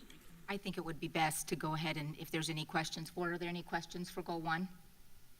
So I don't have a question as much as a statement, because the conversation that I've heard from community members is in part asking why our targets are basically, 60% or below in proficiency, and that's our target in a lot of these areas, as opposed to like everybody wants it to be 95% of all of our students receiving having proficiency in language arts and math. And what I'm grateful for is the first time that the district ever put in measurable strategic planning outcome metrics that were measurable are essentially SMART objectives. They're strategic, they're measurable, they're attainable and realistic with a timetable to them. And so while we certainly could have set a target of 90% proficiency, when we know we're coming in the 30s or 40s to start as our baseline, that's nowhere near realistic or attainable. And so I just want to say that to the community, understanding that our goal is to reach 95, 100% of proficiency across the district. Absolutely a goal. But we have to have a target over a 5-year strategic plan that once we reach that target, then the next 5-year strategic plan has a new target. We continue to have new strategies. We continue to try to achieve that highest level of performance. But I just want to say to the community, I know that there are questions about it or people having different expectations than what they're currently seeing. And I think they don't fully understand or grasp what that looks like for 45,000 plus students that might not be at or above grade level, and how we do actually move those students and move those needles. And so I am grateful that you have moved some of these needles, that definitely we were already almost there. So once you get there, then we're going to keep moving that target, because that's the long-term goal, that we do want everyone to be proficient, but we are putting those strategies in place to make that happen. So just a comment more than a question. Thank you, Ms. Riedel. Madam Chair, if I may, I appreciate the opportunity to have a comment too. I couldn't agree more. By definition, helping every student succeed that this board and district have adopted is 100%. But I am incredibly grateful and appreciative that we are not doing this artificially, that this plan is not something that sounds like a promise that we can't fulfill. Getting us to the top third requires what Mr. Whitehouse was alluding to earlier, the alignment of our action steps that are very measurable and are SMART goal-oriented, and aligning our Title I plans, our school improvement plans, which are up for the board's review and approval on Tuesday, are all tightly aligned. I was at a school yesterday and sat in with a specific grade level team, and their planning is so deep and specific to each and every child for every standard and benchmark. That's what our goal is, and that will get us to where we need to go. But just having broad goals sounds great, but it doesn't create a roadmap to get there. And I think that was the missing piece for us, is how do we work with our teams to help articulate the path forward? It's a roadmap. So appreciate the comment on that, and I couldn't agree more. 100% is our goal, but we have to get there. We have to get there authentically. Absolutely. I just have one question. Yes, go ahead. Ms. Riedel, I just have one question. On the updates, you added 3 new strategies, and the first one was to increase writing opportunities for K through 2. I was just curious what data we used to come up with that goal, and what are we looking at to help our students move in that area? Well, we know we've taken a lot of feedback from schools and teachers as well, as far as the quality of writing instruction in grades K through 2 and the expectations that we have. We have our STAR early learning data for literacy that we look at, but just embedding writing strategies across content areas in grades K through 2. I know there was a a day when we did demand writing, even as low as kindergarten. While we're not necessarily doing that right now, we need to increase those opportunities. We need to show our teachers in K2 what appropriate writing looks like in those grade levels by creating exemplars and putting all that information out on our SharePoint page and doing additional professional learning sessions when we meet with our impact teachers in grades K through 2 and talking about the importance of writing. And just, we have a lot of new teachers and teachers who are not, they don't come from an educational background. And so they might not know what an example of student writing should look like by the end of a kindergarten year. So just additional professional learning and more opportunities for students to write across all content areas in K through 2. Okay, I think that's great. I know a struggle that I had in the primary grades is there's just never enough time. And you spend so much time on reading and math, and so I personally feel it's incorporate that they are exposed to how to integrate that, because we don't have any more minutes in the day, you know, than we did before. And so just helping them understand how to integrate that writing into things that they're already doing each and every day. Did we use any third grade data looking at this goal also? Well, when we look at our third grade proficiency data, we know that we have to have more opportunity for student to write. And when you look at our benchmarks, the verb in the benchmark a lot of times will say explain. How are students going to do that and master a benchmark if they're not writing or they're not speaking? So for that reason, looking at proficiency data and the fact that students need to master those benchmarks, they have to be able to express themselves in writing or orally to be able to do that. And it could be something as simple as, I was in a school recently and every kindergartner had a writing journal, and it was part of their day, every single day to write.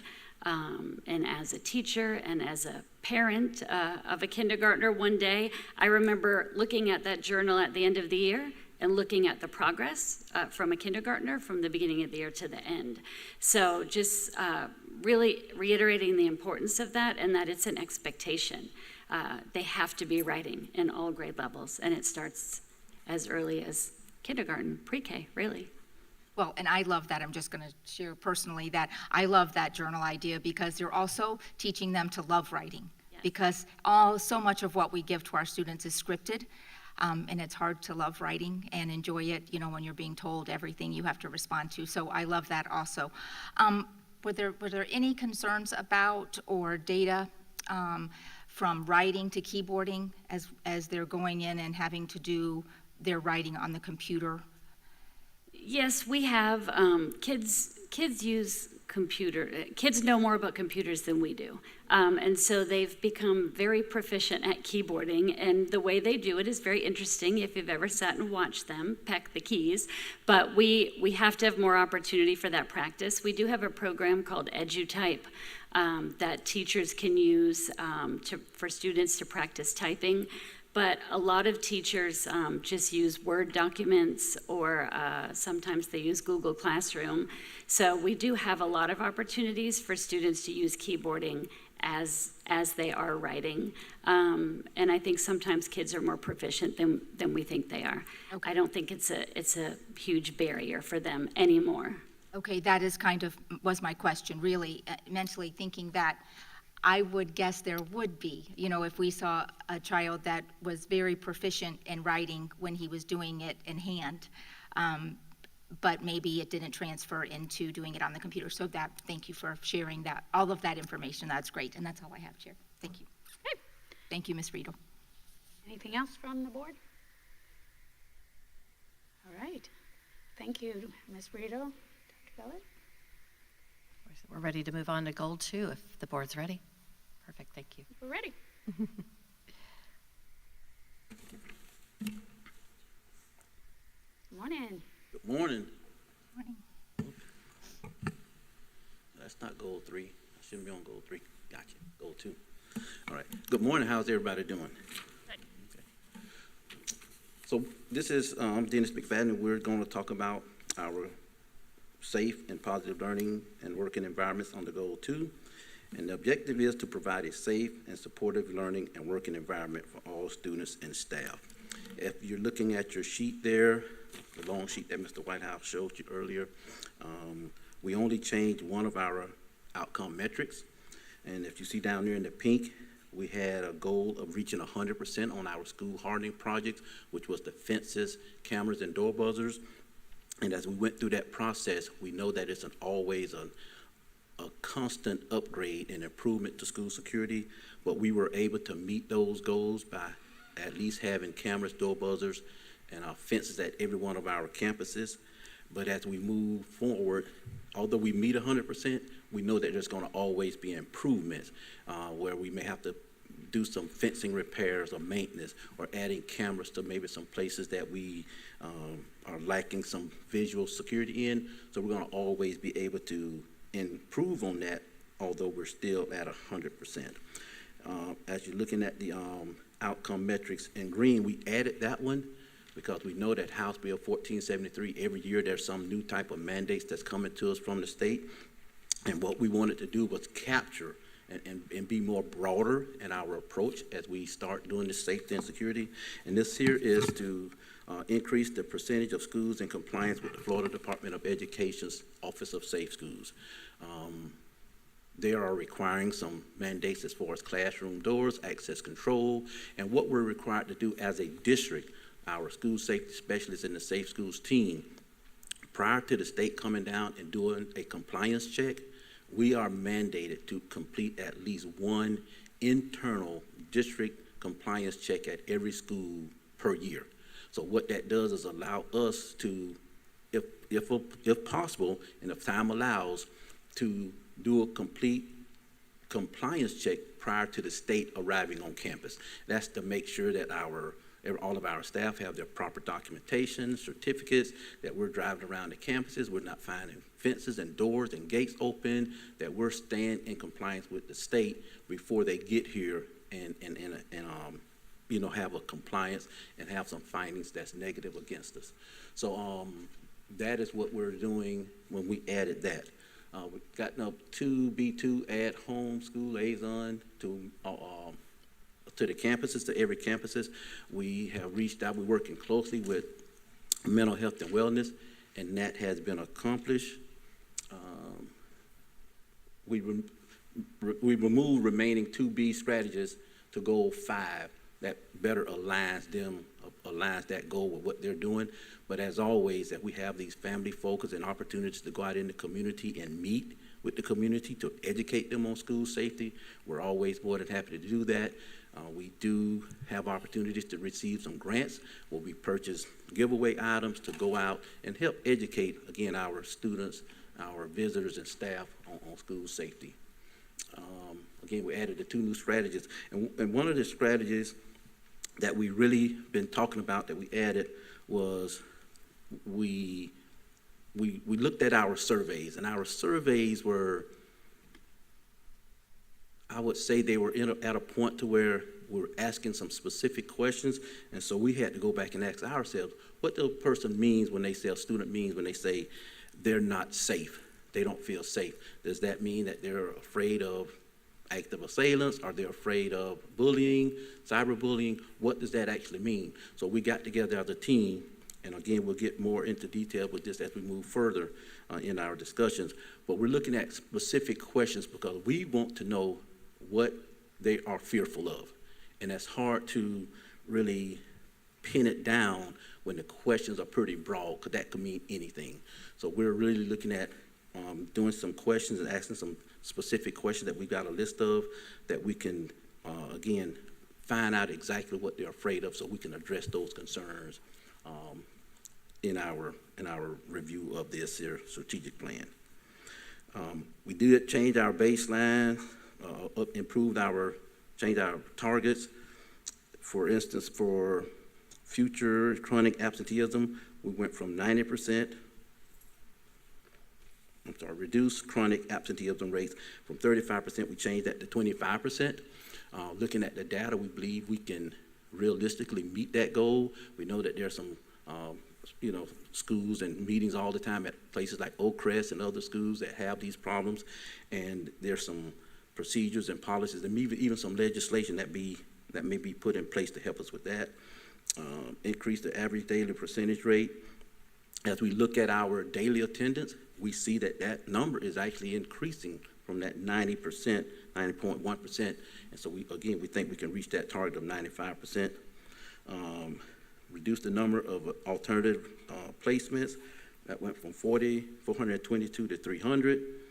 Again, with the implementation of the new program here at MTI and some different strategies that we're putting together, we're sure we can meet that.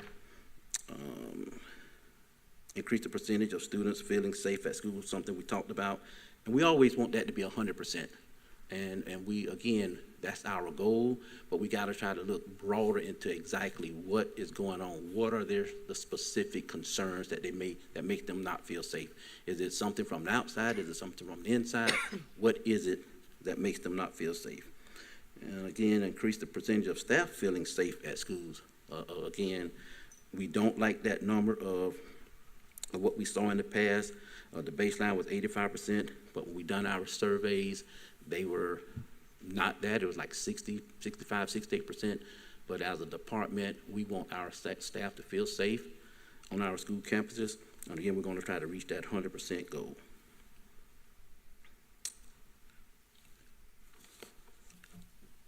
And that is it. It's a short goal to us, rather short with a lot behind the scenes. Madam Chair, may I comment, if you could allow me, Board? Mr.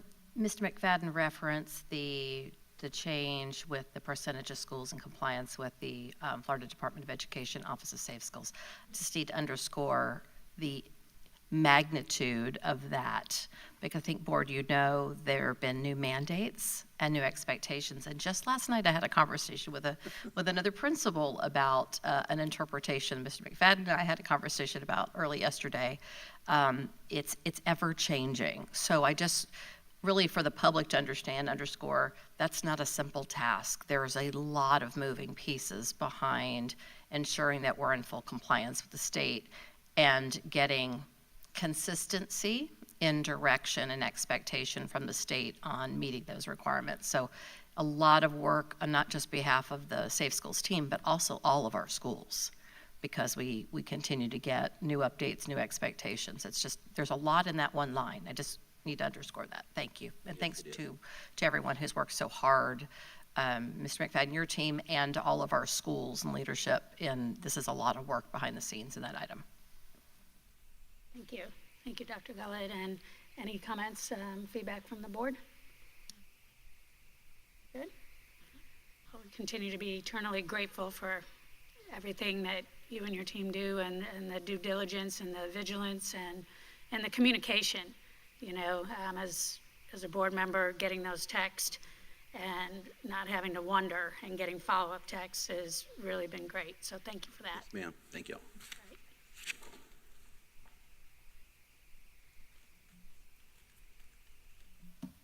Good morning.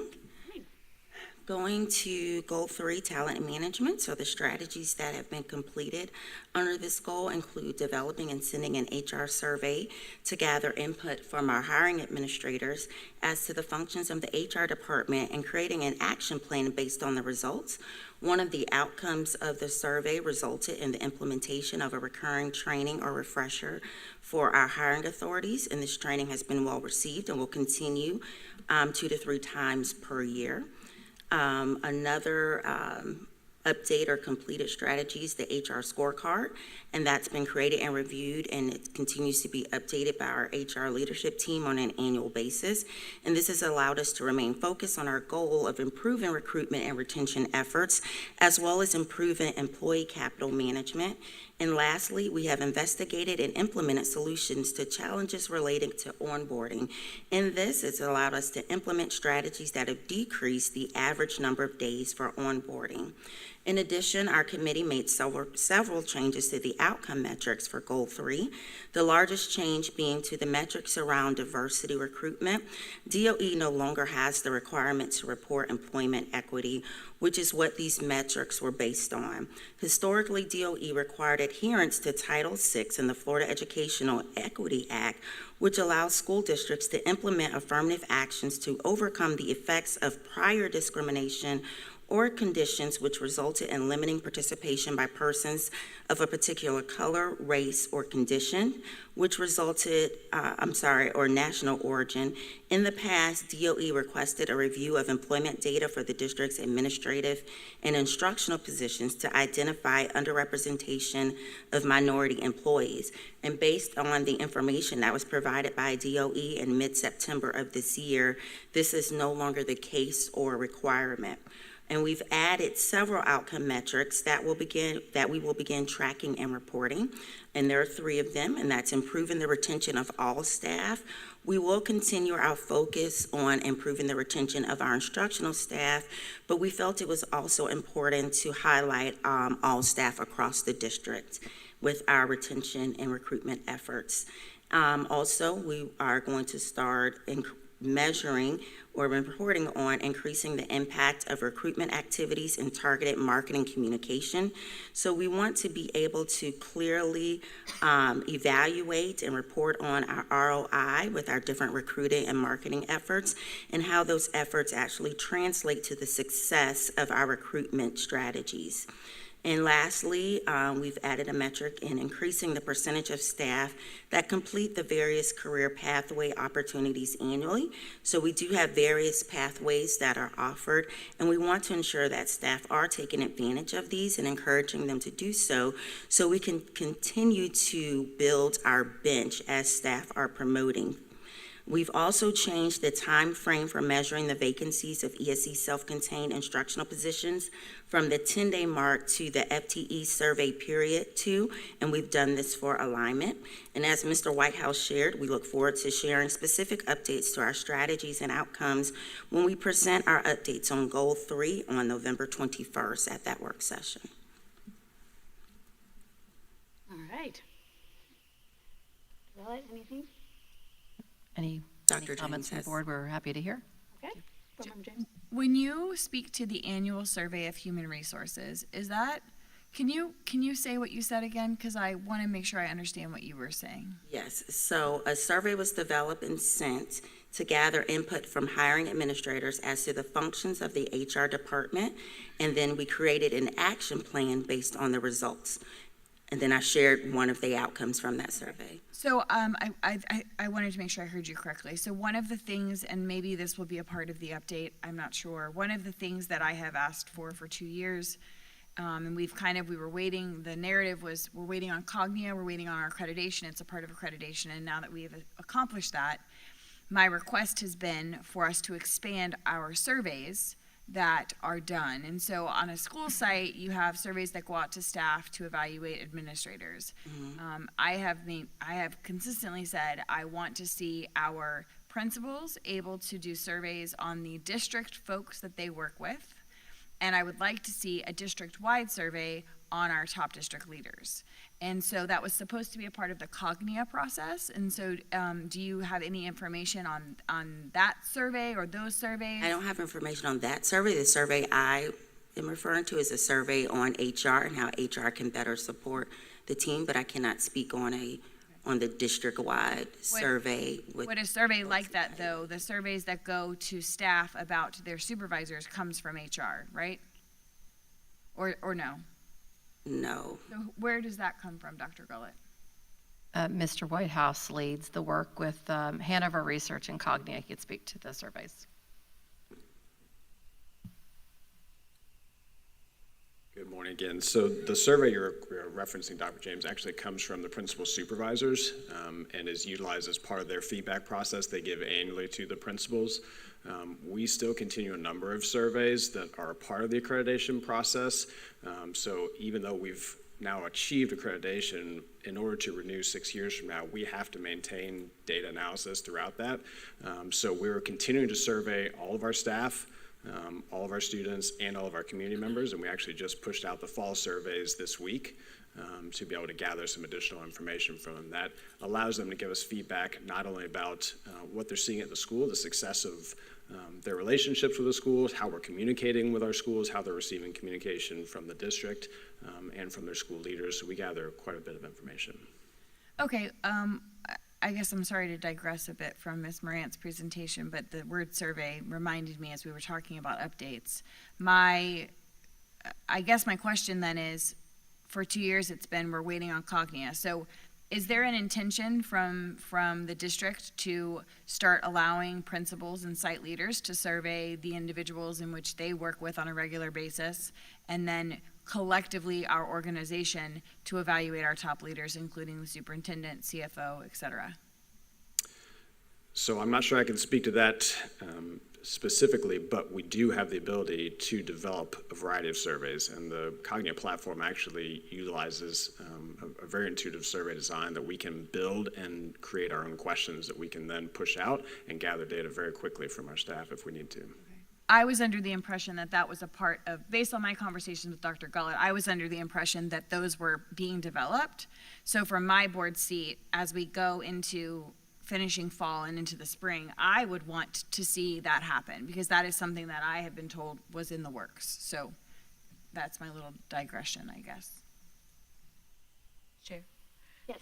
To speak to that, some of that is in part what community engagement communications, Goal 5, has talked about, because we have surveys specifically in that, but the specific questions I believe that you're asking about may not have actually been discussed yet. And so perhaps when we get there, we can talk a little bit more about surveys. But I do have a quick question back on Ms. Morant's, thank you, Mr. Whitehouse, back on Ms. Morant's presentation. So item 3D5 that has been stated as being completed. So investigating the challenges related to onboarding, and you say that has now been completed because you've investigated the challenges, and the onboarding process has been improved. So do we now have a time frame that we're wanting to say it used to take 3 weeks to onboard someone, now it takes 2 weeks, or what is that now a part of the strategy and the momentum we're trying to see? And so we've shared that in the last 2 updates, and we plan to share it again on November 21st. Okay, all right, perfect. Good. Question or comment? Good. Okay. Thank you. Thank you. Yep. Appreciate the opportunity to work with you guys on this. Enjoyed working with you as well. Yes. Yeah, so we had great conversation around, making sure that all staff were included, just, in improving retention rates. And we talked quite a bit about opportunities for advancement. These career pathways are really exciting, and it's important for people to know that they're available and to get on the track, so to speak, because we certainly, if they feel like they've tapped out in one area, we certainly don't want to lose them, if they've been really good contributors. So it was, they were good meetings. All right. Ms. Boston Ellis, hello. Good morning. Goal 4, which is fiscal and operational efficiency. Our objective is to ensure that operational effectiveness and efficiency of resources are aligned with the strategic priority. And basically, from a simple perspective, that's just to make sure that our resources are used efficiently and effectively to meet the goals. On the outcome metrics, I had to blow it up so I could see it.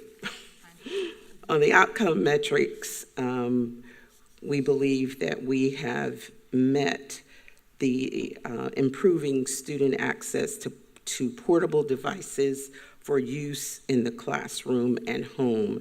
And this was a technology metric. So this goal 4, as you know, includes not only technology, but technical services, facilities, food service, procurement, and all things business services.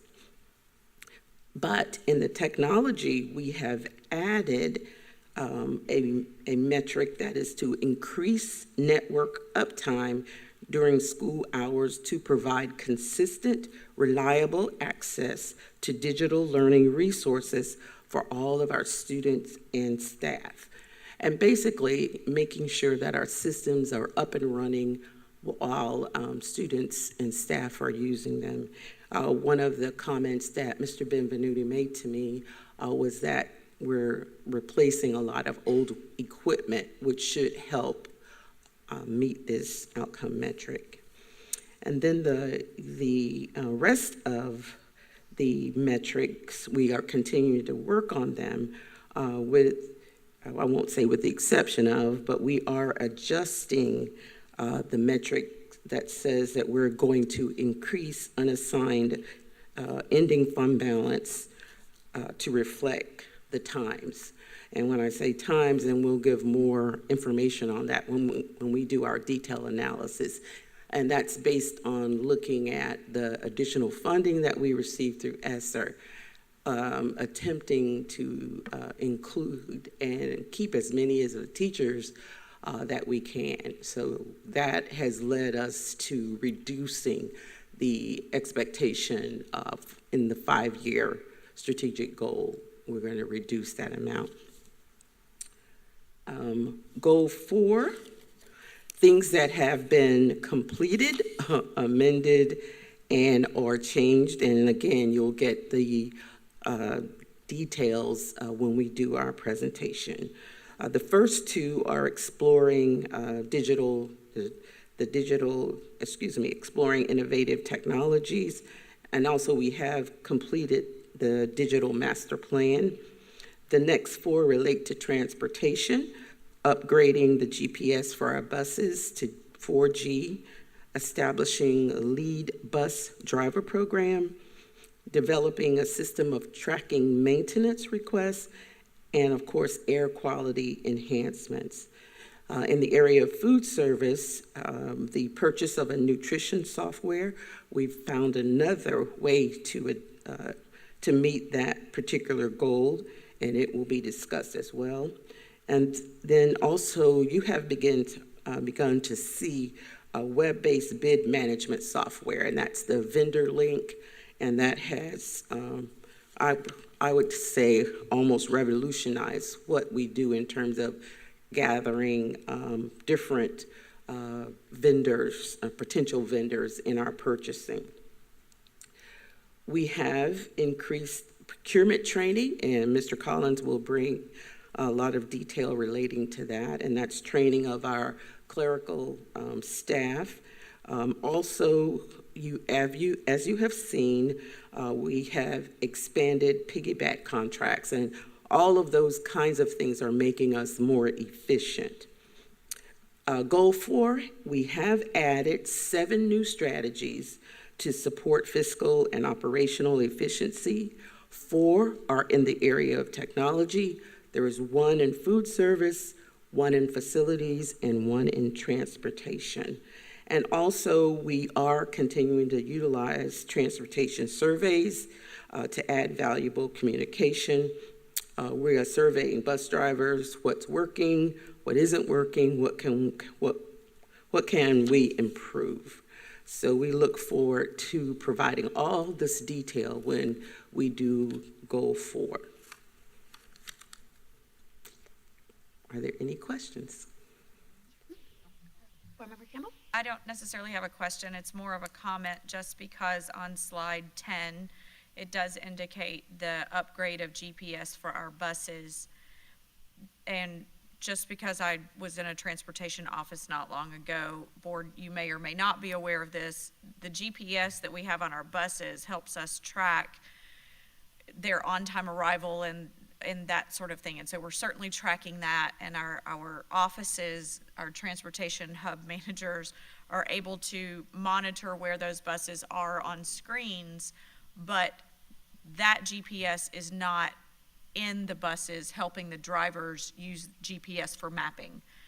And I, just as a point of reference for statement's sake, this board member is in full support of seeing whatever kind of software. I know the team is working on it, but for the public's knowledge, whatever software we can get to help our drivers on the fly, in the bus, reroute for traffic jams, all the things that we know GPS does for us whenever we're using it in our own vehicles driving to different destinations. So just looking forward to increased opportunities for efficiency and effectiveness in our transportation using GPS. And I think you will hear more about that when we do the detail analysis. Perfect. Thank you. And we thank Ms. Conrad for sitting in with us. It was very informative. And I also am looking forward to the, an upgraded GPS because they talked about a lot of benefits. I'm looking forward to that. Because you hear them on the radio, and it'll just be another driver saying, just wanted to let everyone know that there's an accident on, Airport Road at X intersection, and hopefully you heard it if you're headed that way. So, I thank you. All right, Mr. Carlisle. Good morning. So the objective of Goal 5 is to increase dialogue, partnerships, and collaboration to meet stakeholder needs and productively engage them in our successes. Goal 5 Subcommittee met twice in September to thoroughly review the outcome metrics, key activities, strategies for Goal 5. We have several updates. I will say the focus for our updates was on a more true engagement with our stakeholders. We really wanted to align the outcome metrics, the strategies, key activities, and performance indicators with the goal. So I'll address the outcome metrics first. We did remove 2 outcome metrics. The target had been reached by a significant number. That was within our family engagement. However, with that, we did add 6 new outcome metrics, 2 of them within family engagement, and those, again, were to address a more true engagement with our families. So the first outcome metric that we added was to increase participation in family-focused event surveys by 25% annually. So we really wanted to get more feedback from our families that attend those events, and to better tailor those events to the families and what their needs are. The second one was to increase the number of families that attend 2 or more of those events. Again, we want them to come back and engage with us over the school year. The other 4 outcome metrics that we added were relating to our district website and social media accounts. We have really great data now that shows engagement on those sites. So those 4 outcome metrics relate to the district website, the Facebook platform, the X platform, and YouTube. So showing engagement there. And we measure those by the engagement metrics that those platforms utilize. Additionally, in outcome metrics, we did adjust the target metric for the 2 surveys that we send out to 80%. We did that because the survey from the beginning of the strategic plan has changed to currently. We were using the Title I survey, now using a survey through Cognia. All right, in terms of our key activities, 3 key activities were removed because they were completed. First one was the hiring of a district liaison to improve communication. That was completed in August of 2021. The next one was development of a mutual civility protocol. That was completed when the Code of Civility was established and materials shared and distributed across our county. And then the third one was developing a measure for satisfaction with communication. And those are our surveys that we send out on an annual basis, and that were, I believe, just sent out just in the last week or so. Additionally, we have added key activities that were previously in Goal 2. Those relate to engagement with our families. The first one was 2B1, offering community events. We added that under Goal 5 because that more directly relates with our family focus initiatives. And then the other one was increasing, we actually adjusted this, increase in attendance at our trainings for school advisory council chairs. Previously, it was establishing those trainings, that has been established. Now we want to see more attendance of those. And then we also added a key activity within that area, and it is listed as 2B5. That'll be adjusted, but increasing engagement or attendance at our leadership councils, the various leadership councils that we host across the county. And those, I believe, are the biggest updates, and more detailed information will be shared on December 12th, the Goal 5 updates. All right, Okay, thank you. thank you. Any comments from the board? Feedback? I would just copy my comments that I said, I guess, under Ms. Morant's presentation and paste them here, so. Thank you, Chair and Dr. James. I think that the survey, that I guess it's just been sent out, so I don't know what that survey says or what we're asking folks. So my hope is that we are asking the right questions, because we certainly don't want to be sending out multiple surveys when we could get it all done at one time. So hopefully we're asking all the right questions that we believe need to be asked. And just for board information, and this is just sitting from my seat as the liaison, I guess, to Goal 5, one of the initiatives that we did on the front end was to have a district liaison to improve communication. Well, this is the position standing in front of us. So it may have changed faces over the course of the last couple of years, but regardless, this is the position. I continue to believe, from my individual perspective, that potentially we still are in need of an additional person. And if you'll bear with me as I expand on that, the concept here of this, of what we're doing, is to increase dialogue, partnerships, and collaboration to meet stakeholder needs. And in our conversations, and I know I haven't had this conversation with you all, board, but we certainly had them several times when we met in Goal 5, I believe that we are missing a person solely responsible for community partnerships. It's different than, and so for your further information, Ms. Magamol is a part of the group to talk Goal 5, community partnerships, and potentially even sponsorships on large scale, business, corporate contributions, sponsorship, that kind of look. We do not have anyone in the district doing anything of that sort. And it is not something that the Public Education Foundation has the bandwidth currently at their staffing to take on. So just as we previously, when we first started this Achieve 2026 strategic plan, we put in that we needed to have someone such as Mr. Carlisle's position here, I believe long-term we need to think about someone that can additionally help us as a district with some partnerships that could help us do a lot of things. So that's not, those are my personal opinion. That did not make the list. Everybody on the whole, we did not add that as something that we wanted to put in as a goal or a metric, but just letting you know, I still believe we're missing a person with that specific responsibility.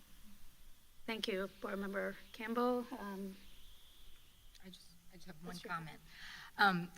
Thank you for the presentation. I just was looking at the very last item, increase the number of community partnerships for Marion County Public Schools, and I just want to give a plug.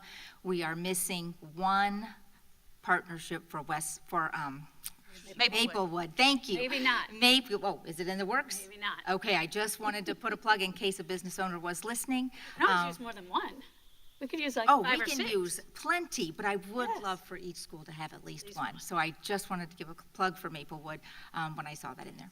There was great interest Good. after that statement was made and that plea was shared. So Fantastic. yes, I'm very hopeful. One thing solved. Yes, absolutely. Well, thank you.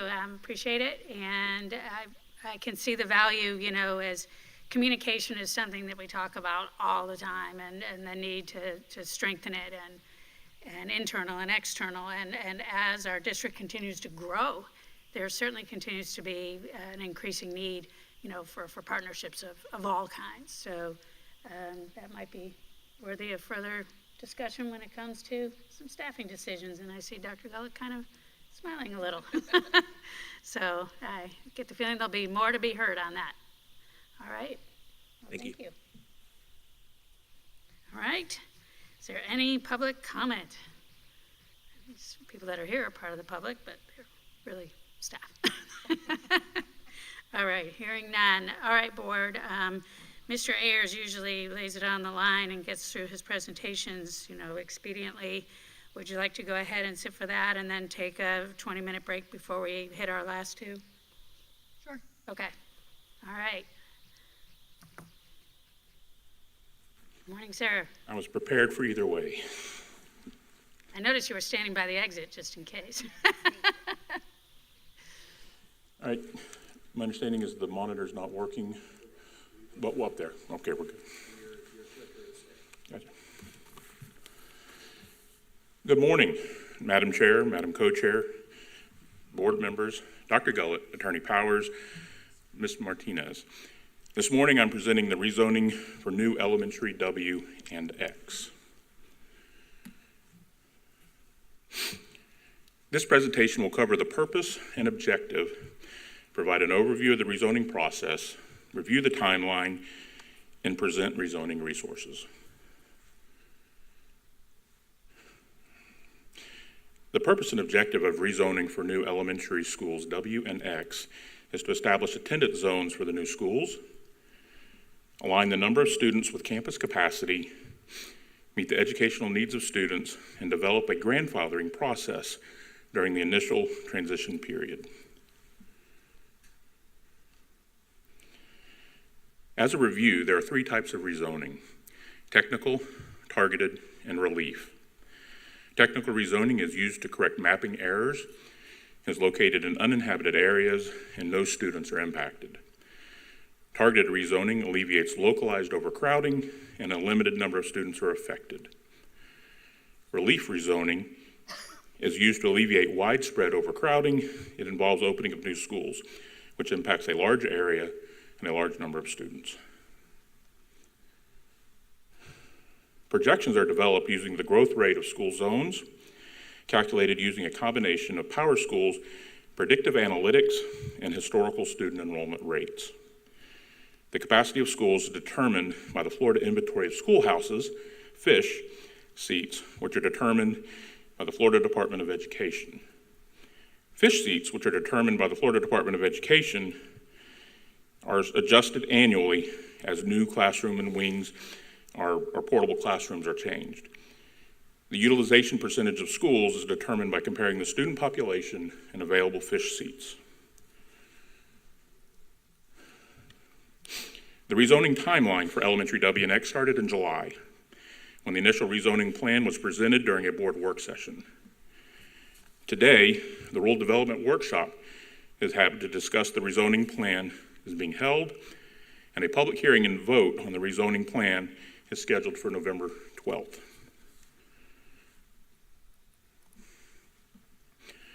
Community input was collected using an online form and in-person community meetings. An initial community meeting was held in April to present general rezoning information and collect input from the community.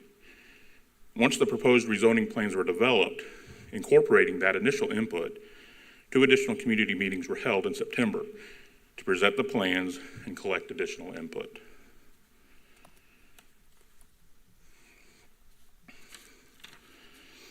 This slide shows the proposed attendance zone for elementary W, which is being built in the Marion Oaks community just south of County Road 44.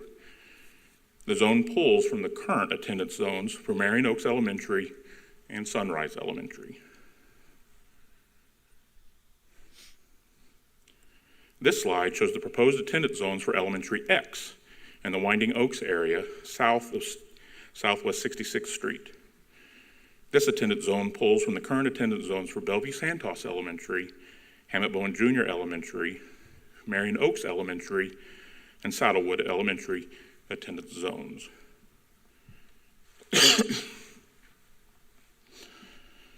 This slide shows the new attendance zones for elementary W and X, and the adjusted zones for Bellevue Elementary, Bellevue Santos Elementary, Hammett Bowen Junior Elementary, Legacy Elementary, Marion Oaks Elementary, Saddlewood Elementary, and Sunrise Elementary. The colors on the map represent the new boundaries, and the back lines represent the current boundaries.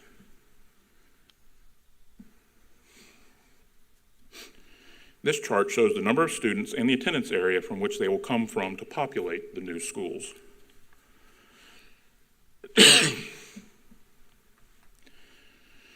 The following slides will show the projected enrollment for the 4 years, starting with the 25-26 school year for elementary W and X, and the other impacted schools.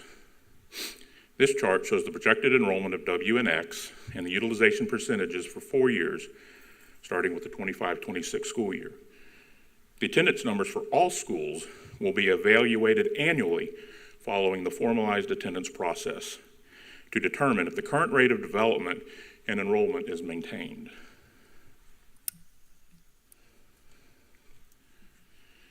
This chart shows the projected enrollments of Saddlewood Elementary, Hammett Bowen Junior Elementary, Marion Oaks Elementary, and Sunrise Elementary, along with the utilization percentages for 4 years, starting with the 25-26 school year. Note that some of the Marion Oaks Elementary attendance zone is moving to both elementary W and X.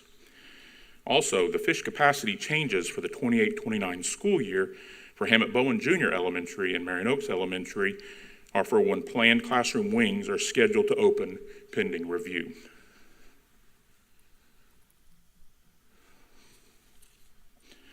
This chart shows the projected enrollments for Bellevue Elementary, Bellevue Santos Elementary, and Legacy Elementary, and the 4-year utilization percentages starting with the 25-26 school year. Note that Bellevue Elementary and Legacy also have attendance boundary changes.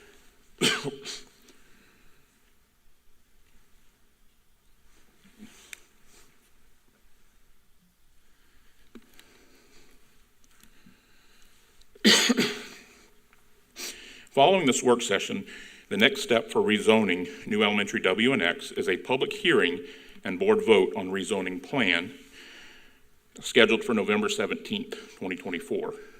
During the public hearing and board vote, board action is needed to approve the attendance boundaries for the new elementary W and X, as well as the adjusted boundaries for the other schools. Also, during the public hearing and board vote, board action is needed to approve grandfathering of 5th grade students to remain without transportation, as well as suspending all out-of-area placements for 1 year as schools affected by the boundary changes to allow school enrollment to stabilize. And that is my presentation. Thank you, Mr. Ayers. I would thank you and your team for all the great work. Not alone here.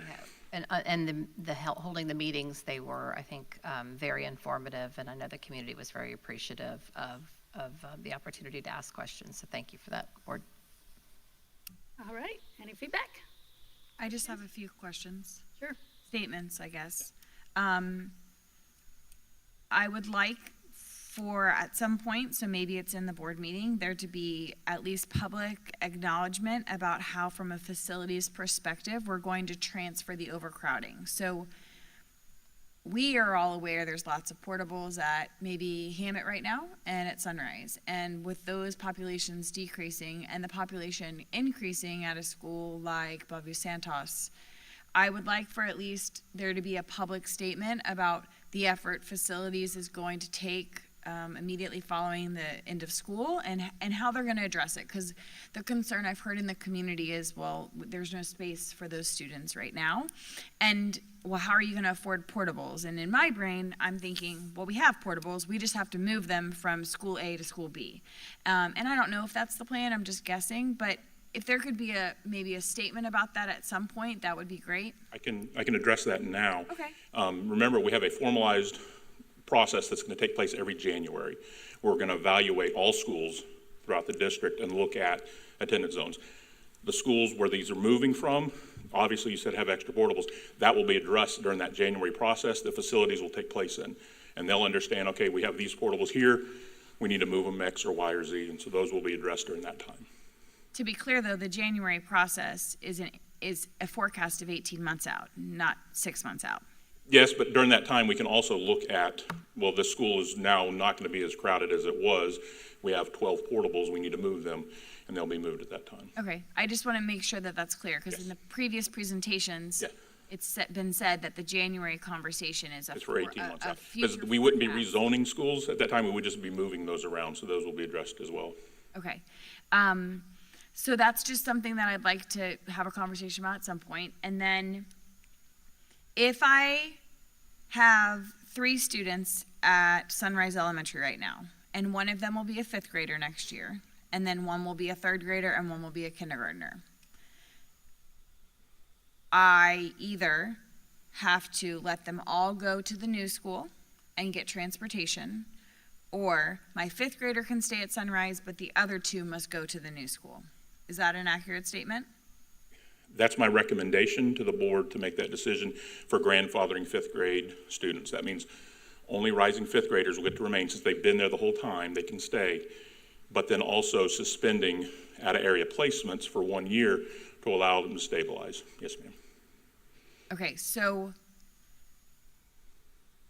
then, yes, that is what the recommendation is, just so Right. I understand. And if you choose to stay, because I don't think that's clear on here, if you choose to stay, you have to transport your own child. Right, transportation is not provided. Okay, so I don't think that that's clear in this presentation, unless I missed it, that transportation is not provided for 5th graders if we decide as a board to make that the declaration, grandfathered 5th graders would have to have their own transportation. And so I just wanted to make sure we were all clear about that. That's all I have on this, but I do have something else, but I'll wait until we conclude this conversation. Sure.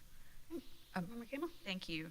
So appreciate the comment, Dr. James, because that was going to be my question as well. I know during the community meetings, we had several parents come up to us, talking to us about rising 5th graders, and at that time, there wasn't a recommendation. And so we don't have the full inner workings of what that recommendation is just by seeing November 12th, we're having a public hearing. So I'm assuming that'll be some of the attachments that we have with the public hearing. It would be on the board doc, but just Okay. so I can make the statement here, Yeah. my recommendation and the team's recommendation is that rising 5th graders are grandfathered in without transportation, and that all other out-of-area placement is suspended for 1 year to allow attendance to stabilize. Okay, and I think that's helpful, especially for those families that have reached out to us directly that have that very scenario, and they're completely fine with providing their own transportation, but if they've had a student in one school from That will be on the K board on, doc. they have some passions there. So, okay, terrific. So we will be voting on that on November 12th during that public hearing, but this is the slide that, I'm looking at slide 14, that's the slide that details what that is.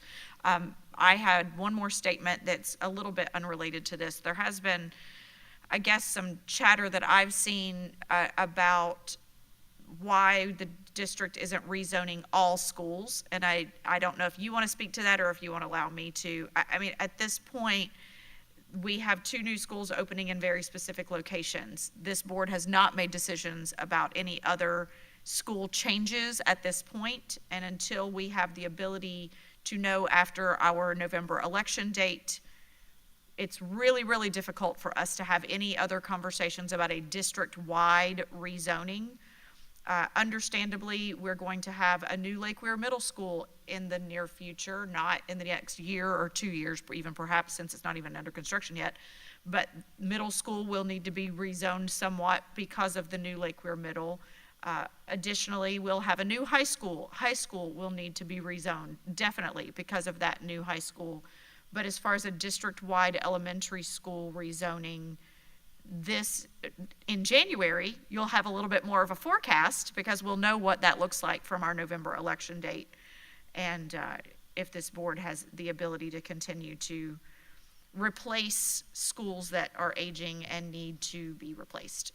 Okay, so I just wanted to make a general statement on that because I certainly have seen some chatter, people, naysayers saying this isn't going to do anything, it's not going to help anything, my school's already overcrowded. Okay, well, we have a plan, but the plan is contingent on what happens in November. So, Correct. Thank you. Chair, if I may, because what I was saving was kind of to what Dr. That's okay, no, but it's in conjunction with what you shared. And so there are two pieces to this puzzle that I have shared with both Dr. Gullett and Mr. Ayers, that even in a January conversation, I want that to be impacted or initiated in August of 25. And those two components are NH Jones, which, are we having a public hearing about NH Jones? Does that have to happen? That does have to happen, and that will be in the works. You will see that coming. Okay. The Evergreen, there's a word you use. What's the word? When we rezoned and we did whatever we did, there's a word anyhow, we all know what I'm talking about. So the Evergreen rezoning that occurred and where those students are going, I want in January when we have that conversation, I hope that would be a part of a January conversation. My expectation would be that that conversation is for impact as of August of 25, because we have a major transportation issue and we are not helping ourselves by shipping kids across the district. And then the third that I would want to see addressed, that I became aware of when I was at the community meeting for NH Jones rezoning from Saddlewood, is that we are shipping kids that live in Shady Hollow to Liberty, which is 6.6 miles away, when they're in a walking pattern for either Osceola or Howard. And I don't understand why, and the bus is always late, and if you talk to Mr. Williams at Liberty, he will tell you his bus situation is dismal, and so why are we busing kids 6.6 miles when they could be in a walk pattern? So I would also like to see Liberty discussed in, those Shady Hollow kids going to Liberty discussed in January with an impact for August of 25. Those are three things that this board member does not want to wait 18 months to decide on. But I am more than willing and acknowledge the desire and need to wait until after the election, because there are things being determined in the election that could impact the forecast. But I absolutely want that discussion in January for those three components at a minimum to be a part of an August 25 start. Yes, ma'am. I just have a quick question. Mr. Ayers, so when I'm looking at the numbers for Hammett Bowen and Bellevue Santos, so for next year they'll still be 109%, and then the projection keeps going up as several years to 125%. I just wondered what the rationale was that we didn't move more of those students to Elementary X. Yeah, well, we needed to do that for the growth that's happening in the Elementary X and Y. And understand, when we look at these zones, these are as-zone students, and not all as-zone students attend. But I have to look at the greatest number of possibly that could be there. And so when we look at this is without any movement of portables. So like Dr. James had mentioned, once we alleviate growth, that we will have other fish seat carrying options that we could move to those schools possibly at that point. Okay, but that is on your radar? Yes, ma'am. Okay, because some administrators don't feel that it's on your radar, but it is on your radar. Please have those administrators reach out to me directly. They're probably listening right now, so I'm sure they will, but I just want to make sure that you have a plan. Yes, ma'am. Because they're concerned that you don't. Yes, ma'am, we do. Okay, all right, thank you. Thank you, Vice Chair. Did you have something else? Last thing, if I, only because Hammett Bowen and Marion Oaks have significant amount of ESE units. If I am a student, how do I phrase this? When we have the public hearing, are we going to include where those ESE, are we going to have a plan for X and W and ESE unit allocation? Because if my student has been in a self-contained autistic unit at Hammett Bowen since they were 3, and they're in 3rd grade and get rezoned, and they're going to now have an ASD unit at X or W, whichever one, X. As a parent, I may feel a sense of hesitation because my child has been, has maybe very unique and extreme needs and has been in the same exact place for 5 years now. And so will we, just because I live in the rezone, we know how we do ESE and we put units at different schools. And so do we have a plan for that already that is going to be available to families when we have that public hearing so that they are very aware? Because just because they may live in the change of the zone does not mean their unit's moving. I can address that. We do have a plan that is being developed in place.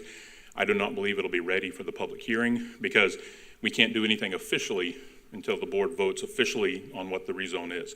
But I can tell you right now, we are having meetings, we are looking at numbers of services that need to be provided at those new schools, what the impact of the current schools are. That is definitely being addressed and looked at right now. Yes, ma'am. But I can't give you concrete X, Y, and Z will happen right now. Sure. So then I guess my follow-up question would be, do we perceive that there is going to be a reduction in ESE unit allocations specifically at Hammett Bowen and Marion Oaks? I'm not able to address that because of not using unit allocations and all that kind of stuff. But once we have the finalized approved boards, we'll know exactly officially what students are, and then ESE is looking at those, and ESE is the one that determines the units and the placement of those units. But that is being discussed. We are having meetings on that. Okay. I have hesitation around that particular topic. What's your what I mean?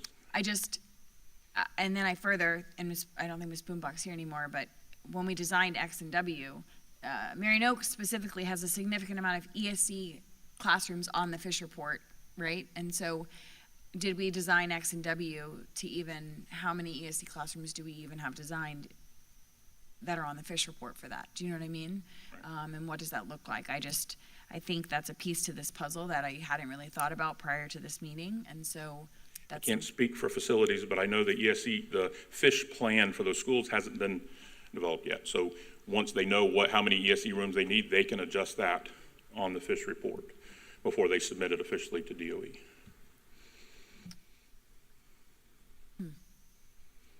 Okay. It's a lot, especially planning for ESE. And Board Member James, you're right on target. If a family, especially if their student has been moved to several different units at several different schools and is finally in a unit that is where they're experiencing success and a teacher that really is staying and meeting their needs, then the last thing they would want would be to be rezoned, even if it's a brand new school, and they'd rather stay in the one-room cabin with, that's working.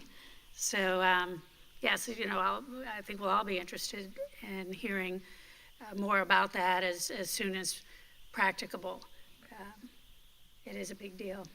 Well, thank you as always for everything that you present and your time and attention to everything that you do. All right. Dr. Gullett. Thank you. Nothing additional on this item, just thanks to the team again. Thank you. Is there any public comment from the citizen staff that are sitting with us? All right, hearing none. So we shall take a little break here and reconvene about 12:20. Adjourned at 11:53.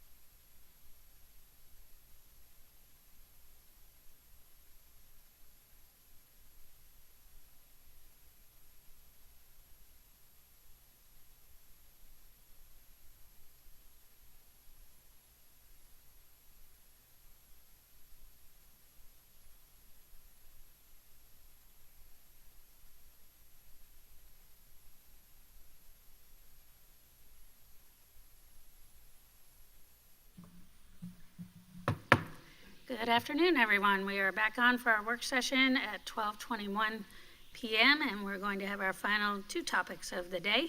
So, Dr. Gullett. Thank you, Madam Chair. So welcome back. I bring Dr. Brewer forward and remind everyone that the reason that we're bringing the athletic priorities topic to the board is the board, you had a recent conversation on priority items for facilities. And so we are presenting what Mr. Tucker and the team have put together for athletic priorities. So thank you. Thank you. Good afternoon, Dr. Brewer. Thank you. Good afternoon, Board Chair Thrower, board members, and Superintendent Dr. Gullett. As Dr. Gullett just said, in response to board comments and superintendent comments on September 24th board meeting, the athletic department led by our current athletic coordinator, Donnie Tucker, has worked really hard with the athletic directors in our district to create a presentation for you to outline the facility needs for all of our 7 high schools within Marion County. So I'd like to invite Mr. Tucker to the podium to provide the presentation to you. At the end of the presentation, we will both be available for questions. Mr. Tucker. Thank you, Dr. Brewer. Thank you, Board, and Dr. Gullett for allowing us to be here today. So this presentation, as we flip through the slides, let me start here. We'll start with an overview, and I'm going to go through a few things. We're going to talk about financial implications. We're going to talk about how the schools get their funding, what the district currently provides, and when we start getting into the needs, we're going to have a slide that talks about what all schools need, and then we're also going to talk about, we've got a slide for each individual school based on feedback from the athletic directors and what they desperately need at their current sites. So starting with an overview, just a kind of a financial funding review is what we'll do. We're going to talk about how schools obtain their revenue. They get their revenue from various sources to operate their athletic programs each year to pay for maintenance, uniforms, equipment, paint, supplemental fertilization of fields, security, ticket takers, and other day-to-day operations. Gate receipts and district allocated funds for officials, transportation, and security help offset payment of some of these services. 7 schools receive an average of $35,000 from the district right now to help pay for these things. And thank you to Ms. Boston Ellis. Last year, these funds were designated to pay for officials for all 7 high schools. And this year, it's kind of an athletic supplement, and they can use it to pay for officials, security, and/or transportation. And once their allocated funds are depleted, then that's the end of it. Then they have to get to, we'll talk about gate funds and all that stuff here in a minute, and how that kind of supplements also. Funding to improve athletic facilities will have a positive effect on all sports that are offered here in Marion County. Currently, there's an average of 32 sports teams at every school. That includes the junior varsity level. So including, to count varsity and junior varsity, there's an average of 32 teams per school. Some have more, some have less.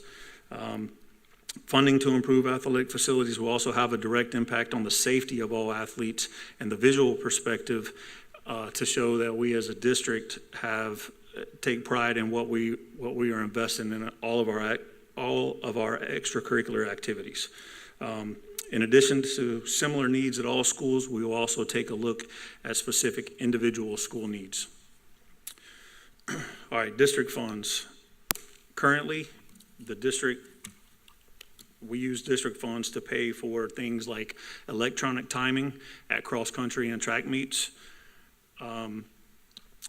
emergency medical services, so that's the ambulances or the paramedics that you see at all football games, graduations, that is also funded by the district. That comes to a tune, for the EMS services, we pay approximately $40,000 a year, and that encompasses all that, football games, graduations, anything that we require to have EMS services at.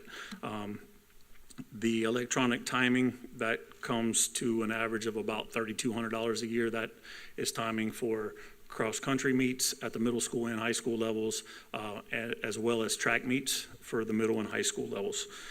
Facility rentals for swimming and diving, approximately $25,000 a year we pay for. We rent fast, and we use the city pool at Jervey Gant, and the reason for that is it's in close proximity to Bellevue High School and to Lake Weir, so they don't have to travel all the way across town to use the pool. Now, we do a lot of our competitions are at Fast, but we do use the city pool for practices, and they do have a few swim meets there, but most of them take place on the other side of town at Fast. Currently, MCPS also pays for approximately $130,000 a year for upkeep on other athletic facilities, and this includes gym floor renovations or gym floor maintenance. Every year we have to strip the floors, we have to re-wax them. The budget for that's housed in custodial services with Mr. Cook, and that's about $50,000 a year. And then for our football and soccer stadiums across the district, we pay approximately, we fund approximately $80,000 for fertilization, aeration, top dressing, all these things that have to happen on our grass fields, and this includes the stadiums, practice fields, baseball, and softball. Now, that does not include track resurfacing, which that should take place. Currently, all of our tracks are asphalt tracks. That's something that should take place on about a 10-year basis. The cost for that is around $100,000 to re-asphalt a track. As far as the grass fields goes, our schools also pay for probably 2, maybe 3 more applications of fertilization, because currently what we fund takes care of about 4 applications, right? That type of grass takes a lot more care, it takes a lot more fertilization, it takes a lot more things to happen, so our schools currently take care of that on their own. So for the best return of investment for our outdoor facilities, it should take a minimum of 6 applications. That includes pre-emergent fertilization per school at $30,000. So if you were to add that all up, multiply it by 7, we would come up with, we should be investing about $210,000 a year, where we're only investing, maybe $100,000, right? So you can see, and that includes watering the fields, cutting the fields, all those kind of things that take place. So currently we contract, and moving on from that, after the fertilization and the gym floor maintenance, the district also funds the weather stations, which is a safety application that our schools use. Mainly the trainers use it, and they access that mostly. Currently, we're contracted with Earth Networks, which is a contract that expires in June of 2025, and we are also currently in a trial basis with 2 other companies to kind of see which is going to provide the most accurate information for safety of all of our stakeholders. So currently, the current Earth Networks contract is $8,000 a year for service, and again, that's going to expire, and we are going to try to see which one is going to best serve us moving forward. All right, school-based funding, sorry about that. How do they get their funds? Revenue from donations, fundraising, ticket sales. Donations and fundraising varies from sport to sport and year to year. Some schools have an athletic booster club. Some schools have sports that have individual booster clubs, like they may have a football booster club and a basketball booster club, and then the other sports operate internally. On average, schools bring in about $100,000 a year in ticket sales, and a lot of that has to do with how many home games do they have, and that's all sports combined. That's not just football, it's not just soccer or anything like that. That's all the sports that we take a gate fee for. On average, it takes about $110,000 to properly fund an athletic program, to pay for everything for expenditures or that are in the expenditures column, and we'll talk about that in a second. So we move over there, we talk about what do we pay at the school level? So what does a school-based athletic director pay for out of their funds that they bring in? Dues and fees. The FHSAA has dues that we have to pay every year. That's the Florida High School Athletic Association. The Florida Athletic Coaches Association provides all of our schools pay for membership for all their coaches. It provides like $1 million kind of insurance policy that covers coaches and stuff, so we pay for that, and that varies from school to school based on the size of the school and how many coaches they actually have. Field maintenance, we talked about that earlier. Equipment, security, transportation, uniforms, all these kind of things are things that we have to pay for, and keep in mind when we talk about field maintenance that has to do with a lot of things, and I mentioned some of them earlier: the fertilization, the watering, the grass cutting, the painting of the fields, and we've got various sports that you have to paint the fields for, right? So those are some of the things when it comes to the funding part. So let's move on to what all schools need. So this is we're going to talk about rubberized track surfaces. Rubberized track surfaces have become the standard in track and field due to the safety that they provide for athletes. The cost for one rubberized track is anywhere between $500,000 and $650,000. It depends on where the track is being put, what the current conditions of the current base that they have. Do they have to mill the asphalt that's there? Is the asphalt good enough that they can do minor repairs and they can put the surface over top of it?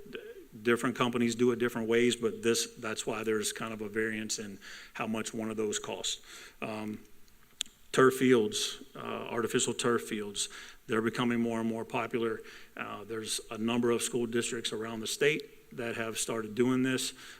The picture that's on this slide here is a picture of a school in Tallahassee. That's Tallahassee Childs.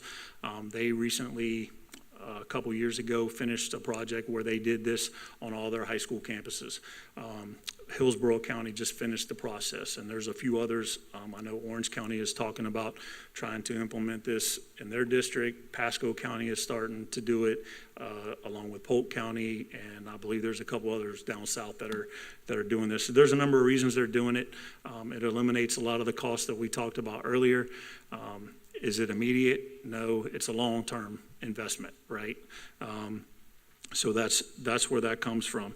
A turf field can be safer in regards to concussions and some other bodily injuries. There's a lot of discussion that can go into this because there are some negatives that people will bring up when it comes to turf fields. But at the end of the day, they range from about $1.7 to $2.2 million, and that is for a turf field and a rubberized track. That information came from Hillsborough County, who just completed the process, like I was saying earlier, and that is kind of what they paid depending on the school and depending on the things that they had to do, like such as drainage and all those kind of things.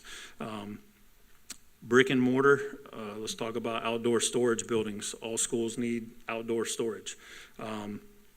Brick and mortar buildings can be between $250,000, $350,000.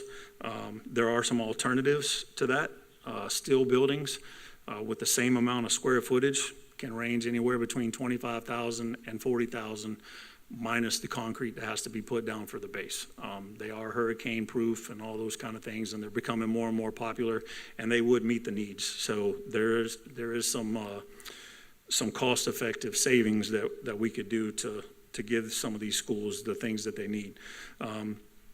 Gym scoreboards and shot clocks. Shot clocks are about to become mandatory in high school basketball. In 2026, they are supposed to be mandatory across the state of Florida. So when we currently have no gyms that have shot clocks in them. They're about $3,000 to $5,000 per set, depending on what brand you go with. And then they're basically plug and play. They have to be added, and then they plug into the electric that all scoreboards have anyway. But that's about what it would cost to purchase them, and then you would have the installation on top of that. But those are things that our people can actually install. It doesn't have to be a special company that installs those. Indoor scoreboards, which we have, you'll see later, some of our gyms are in desperate need of new scoreboards, and they range anywhere between $25,000 and $40,000, depending on, again, the company that you choose and what goes along with that. Locker rooms for outdoor sports. We have a number of schools that are in desperate need of locker rooms for several of their sports, like the smaller sports, like flag football, track, soccer, baseball, softball, brick and mortar athletic facility locker rooms, restrooms, showers. That can be 750 or more, depending on the size. There are some options to use storage containers. There's a new company, and I did a little bit of research for those. They come at about $50,000, but then you have to provide all the hookup and stuff. So water, sewage, air conditioning, so you got to have power and all those kind of things. But there is options for those. You can paint them, you can make them look however you want to look. It is a little more cost effective as far as going that route instead of doing brick and mortar. Softball and baseball bleachers. So with the exception of North Marion High School, who doesn't need them on their baseball field, every school needs some type of aluminum bleachers. Those sets are with a 90 to 110 seating capacity, which would benefit all of our schools. It would be sufficient on all of our school campuses. Those they're about $20,000 per set, but that's before concrete again. So you have to pour concrete to anchor them down so they don't fly away in a storm and all that kind of stuff. And to make them hurricane proof, that's what that would be. So they're around $20,000 to $25,000 per set, and that would go per school. And I mean, you're talking $150,000 to $200,000, and then with the concrete at each school, I mean, you could be looking at $300,000 to $400,000, just depending. And then sand volleyball courts. So that's another sport that we have. Currently, we have one school that has sand volleyball courts, and that's Bellevue High School. Creating a 2-court minimum at each high school, that comes to about $40,000 per school, and that's digging it out, putting the sand in, and then the equipment and stuff. And sometimes we have schools that have people that want to donate some of those things. It's just, I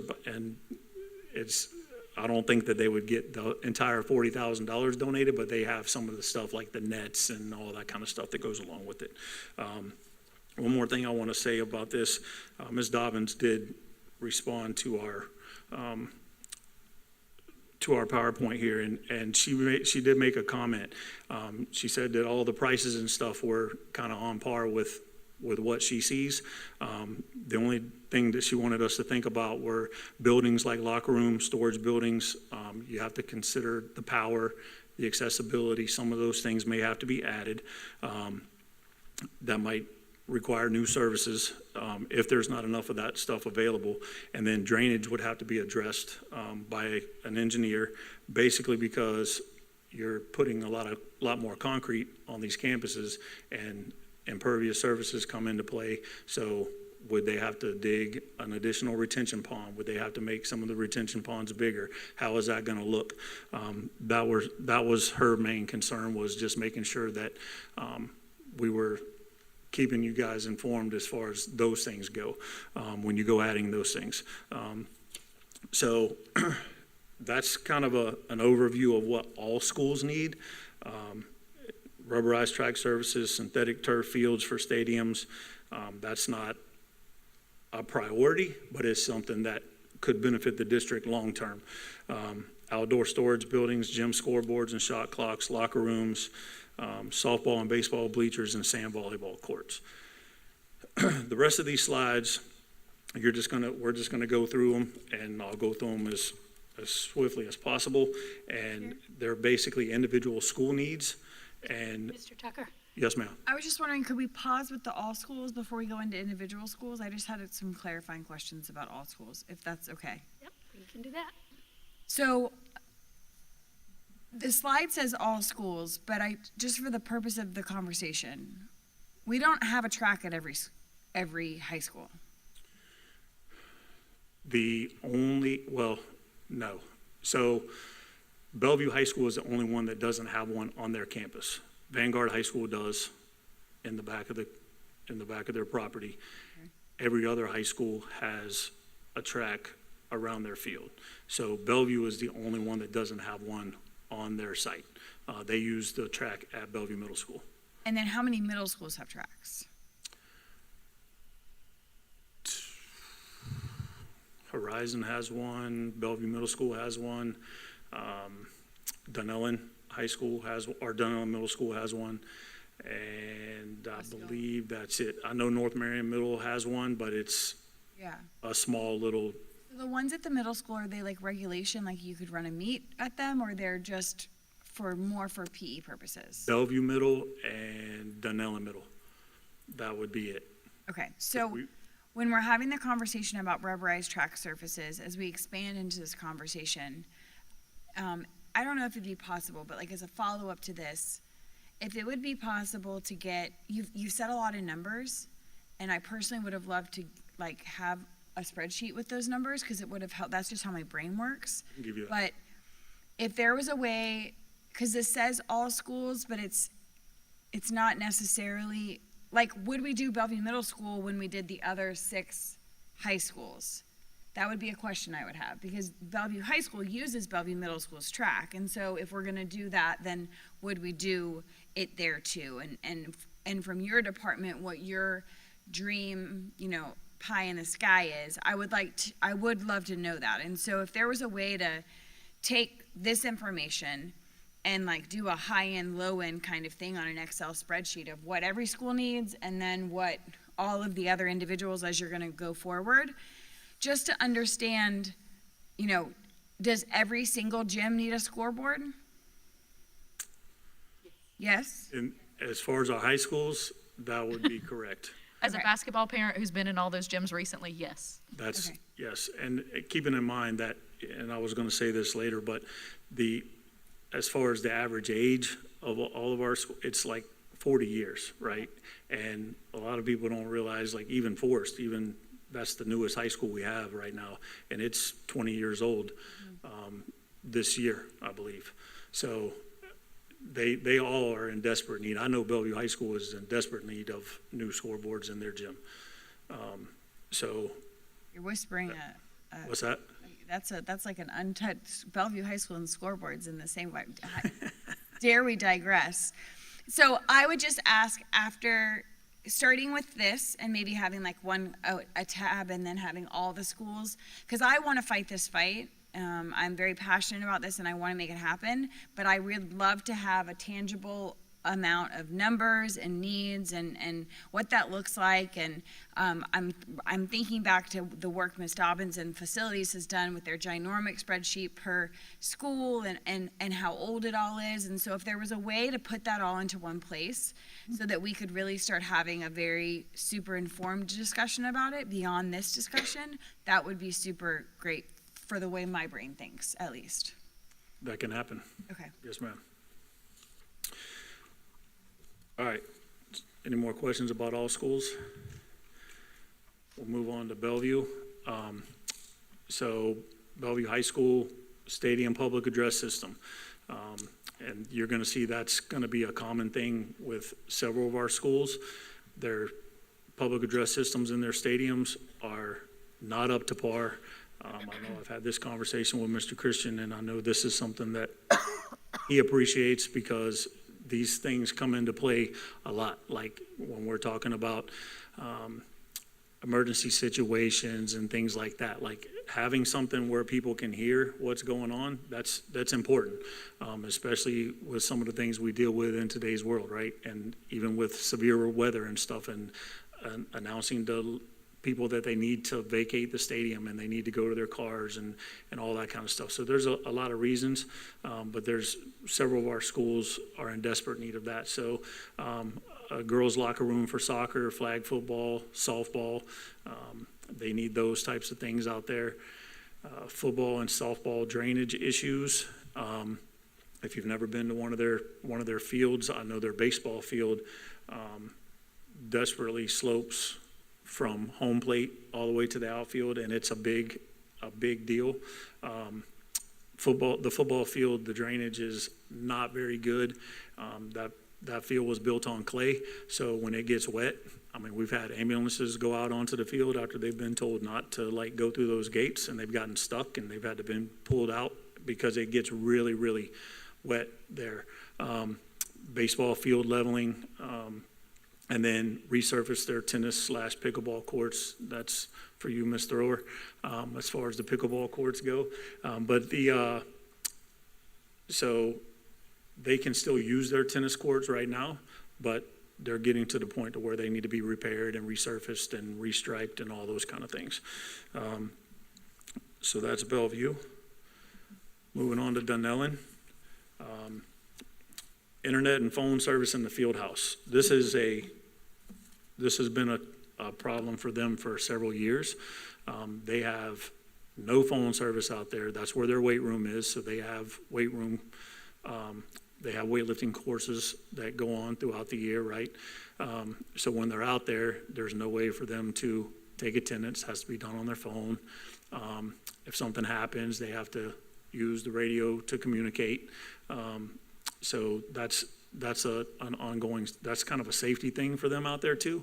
But I know it comes at a big cost. I mean, you're talking $20,000 to $30,000 to run the internet stuff out there, to get it to that building. But that's just the nature of the beast for them and where that is located. Locker room for softball and baseball, they have nothing out there. For their baseball and softball kids, they have to do something up in the gym or whatever, and then go out to the fields for practice and or games. Repair and resurface their tennis/pickleball courts. They can't be used. They're not in very good shape. They have to go somewhere else out there in the Dunellen community to be able to practice tennis, or do all the things that they need to do in the spring for that sport. Scoreboards for baseball and softball, and then replace their public address system in the gymnasium. The one in their stadium, they just got a new one. They got a new scoreboard last year in their stadium, and it came with sound, and it's phenomenal. So, but their gymnasium public address system is not very good at all.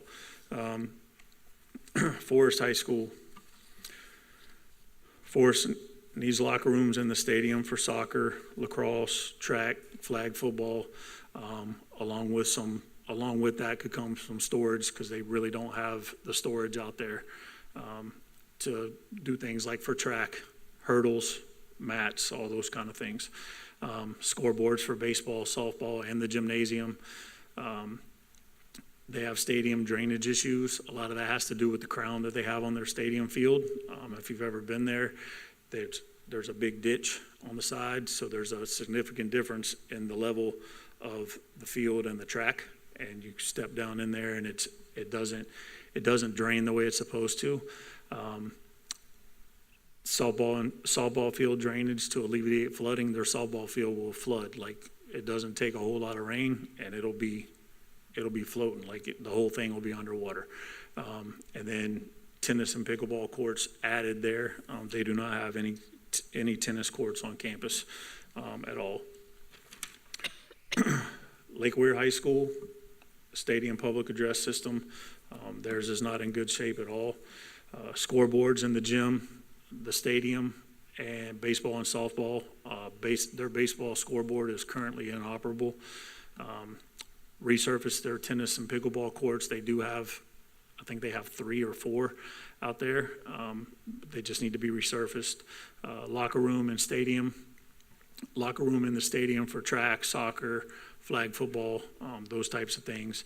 And then baseball and softball locker rooms, which I think they currently use portables. I know the softball team has a portable out there. The baseball team, I'm not positive. I don't think they do. North Marion High School, scoreboards for softball, and then their gymnasium. Fencing replacement at softball and baseball. I think their fencing has been up since maybe the inception of the school. It is in dire straits. say that's a desperate need out there. And then they need tennis and pickleball courts. They had tennis courts before, but when Building 24 was built, those went away because that's where they were located, and they were never put back. Vanguard High School. Backboards in the gym need new systems. That gym is really old, and the operating system for the backboards is kind of going away to raise and lower the goals. They're starting to have some issues with that. Their track is not a certified track, like we were talking about a while ago. It's not, you couldn't really hold a track meet there, but it's something that they can practice on. It doesn't necessarily have to be if you were to put one there, it doesn't necessarily have to be an 8-lane track. It just gives them somewhere to practice. They talked about adding bleachers and lights to that area so soccer, flag football games could be held on campus. I know there's been some talk about stadiums on their campus and all that kind of stuff, and that's for another conversation, but that's one of the things that they wanted to bring up in this presentation. Moving forward for them, bleachers in their gymnasium.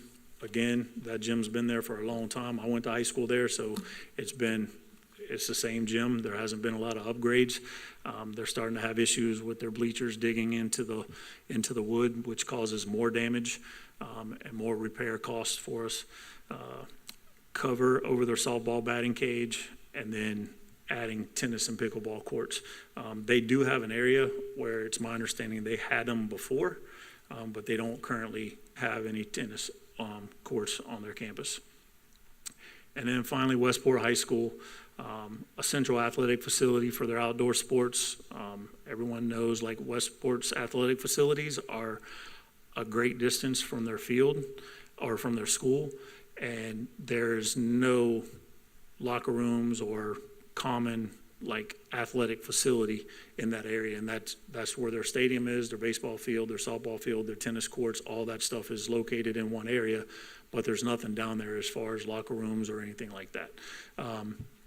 Drainage work on the visitor sideline in their stadium, athletic fencing for baseball and softball again, field leveling and site work for baseball and softball. That's just to kind of level some things out and take away some imperfections that would help with some of the drainage, and then repairs to their tennis and pickleball courts.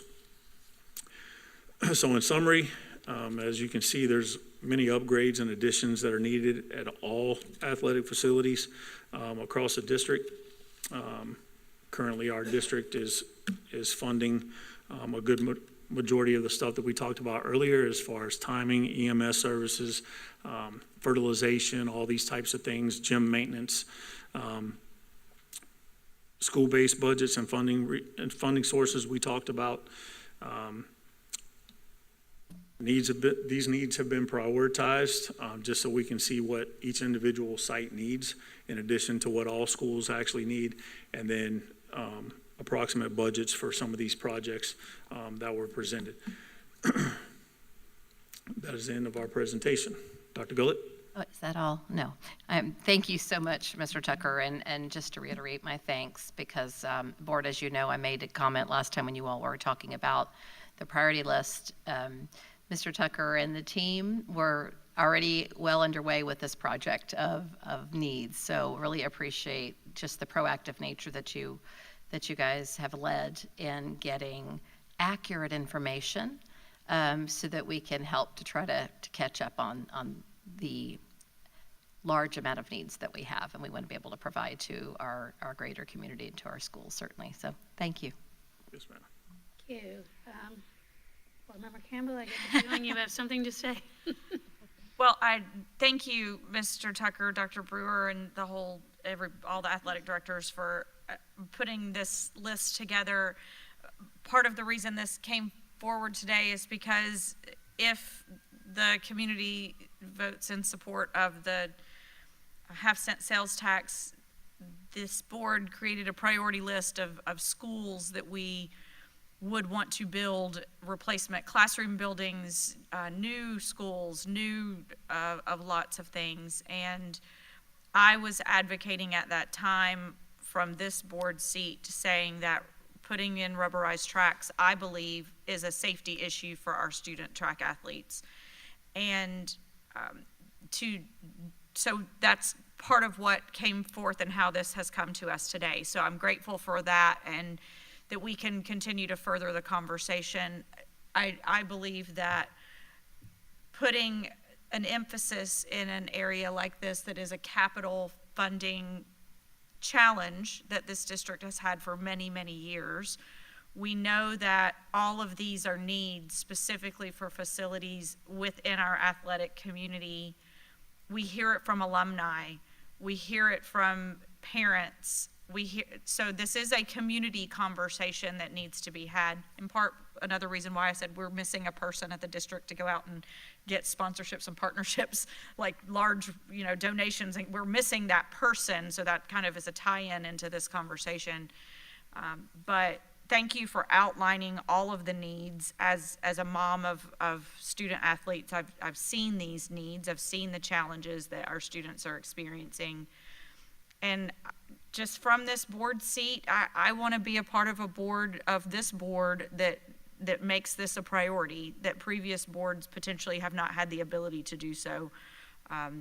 And certainly we know that our aging facilities on the whole, classroom space and cafeteria space and all the things our students need on a daily basis, we have a lot of challenges at the Capitol Arena. But knowing that other districts around us are doing all of this right now, I believe Sumter County just rubberized and went turf fields in all of their schools, not just the Villages Charter School, but all of them have them. Other districts are figuring it out, and so I don't know what that looks like for us, but other districts are figuring it out. And so I'm hoping that I'll be able to be a part of a board that starts prioritizing even more so than what we have thus far. So, thank you. Thank you. Go ahead, Board Member James. Thank you. I am super grateful for this, and I look forward to kind of putting all the numbers in a spreadsheet. While it was kind of a carry forward, I've said this before, but essentially we did just south of $2 million in lighting, stadium lighting. And I'm grateful for the facilities department for prioritizing that. My request going forward would be that the board decides how much money we want to peel off from capital funding from a facilities department and give Mr. Tucker and the athletic department a budget. And whether it's Mr. Tucker alone, Mr. Tucker and the rest of the ADs, a committee, we involve community members, and Mr. Tucker gets $2 million a year in capital funding to address the needs that he's presented before us today as the resident expert in athletics for Marion County. And we take that burden from facilities, understanding that obviously if the project is going to need procurement, and we'll circle back to this morning and all of that conversation, but how those projects are prioritized moves from facilities department to our athletic department. And he has a budget every year, and that budget he gets to decide with the work of whatever other individuals on how those projects are prioritized. And if that means that it's a rubberized track and turf field plus one or two other moderate projects or 10 small projects every year, and that's what the athletic department decides, then that's what I'd like to see happen. I think especially as we expand, and again, hopeful in, I think 19 days from now, we have a sales tax and we continue to build more school sites. I think peeling this particular part of the puzzle away from facilities and having them try to prioritize it into a 5-year budget, and instead finance gives a budget to this department and they come up with their plan. That is what this particular board member thinks would be a solution to then start meeting. Then we work directly with you, and the board works directly with you and your committee, and we share what we would like to be the prioritization, and you come forward with a plan and we move forward. And he kind of has his own 5-year work plan with his $2 million budget. That's how I envision this personally. All right, thank you. You have something? She's muted. Hold on. I just have a couple questions, and I don't want to put you on the spot, so this is something that we can answer later. But I'm curious about, you mentioned quite a few districts that are getting this done. Can you share a little bit about how they are getting it done? Do you know what they're using for funding? No, ma'am, but I can find that out. I'm not sure how they're doing that, Okay, because every one of them, I think, is different, just based on preliminary conversations and listen to what they say, but I'm not sure how each one of them is doing it. But I can find that out for you. okay. It's something I'd be interested in because we know all the challenges that we face and that we've had to get creative, and how to get things done. And another question I have, which I've asked before, it's never really been discussed, so maybe this will be the time. But we look at our referendum dollars and how we fill the gaps with our referendum money. Is there a reason that we cannot have athletics as a topic or a point of support for a referendum? When I think about safe schools and I think about teachers and art, music, and PE and all of those things that we're struggling to fill the gap with, I think that athletics is a great community conversation. I think the community would be very supportive. And so is that something that's doable in the future? Dr. Gullett, could you, I don't have that answer. I mean, Yeah, we'll take a look at that and bring all that back. Okay. And yeah, I mean, I'll be interested to hear that. I think the way our referendum is positioned now is for operational dollars and not capital. So it would have to be in 2026, whenever the referendum we currently have in place would be expiring, and we would have to determine what that would look like. There is such a thing as a capital millage that some districts have. That's not what we have. So what our voted upon millage is an operational millage. I think there have been some things we've been able to fund from a safe schools perspective out of that because of how it's been positioned, but the way it currently is reads that I don't think we could allocate any dollars in the next 2 years for sure. I didn't think it could be done now, I understood that, but I meant in the future, is that something we can use to help us meet our needs? So, right, that's why I think to the question as I understood it, taking it back to look at whether that would fill the, meet the requirements that we've told the voters we're going to spend the money on. We have to be really clear that there's a direct alignment, right? And that's what ICROC does, they oversee that. But whether or not we do something different in the future is always open to consideration, absolutely. But for current, we don't want to do anything, I think, that would be questionable by the community. Oh, absolutely. Right, But so, when yeah. I'm sitting here thinking about allocating $2 million a year, which is wonderful, but and I look at the needs that we have, it's going to take us forever. And I'm just going to be honest, it's going to take us forever. By the time we get these needs met, we're going to be ready to start all over again. And so we have to find another way to do it. And so if we allocate for the next couple of years, $2 million that you're plugging away, whatever you decide, but we have something to look forward to that we say when we get to 2026, things are going to start happening in the athletic department in Marion County. And so I want to think not just about tomorrow, but I want to look down the road and how can we get the facilities that we need for our kids. And so I was just kind of talking out loud, I'm sorry. But that was my thought process, and we're not going to get there at $2 million a year. Just won't get there. If I may, Madam Chair, Vice Chair Conrad, to your point, I think that's a really important conversation because even with the money we're getting for impact fees for growth, the volume of work that's needed, even with our sales tax, hopefully we get sales tax if we get that coming shortly, hopefully. We're playing catch up in such an incredible way that I don't think everybody really understands that. We've been talking with schools about that and talking about facilities and needs and this list. This is just a small piece, right? That you all know this. But the broader conversation of needs, we're playing catch up, is extensive. And so, right, the board's consideration of how do we start to see an acceleration, if you will, of how do we get there is the question.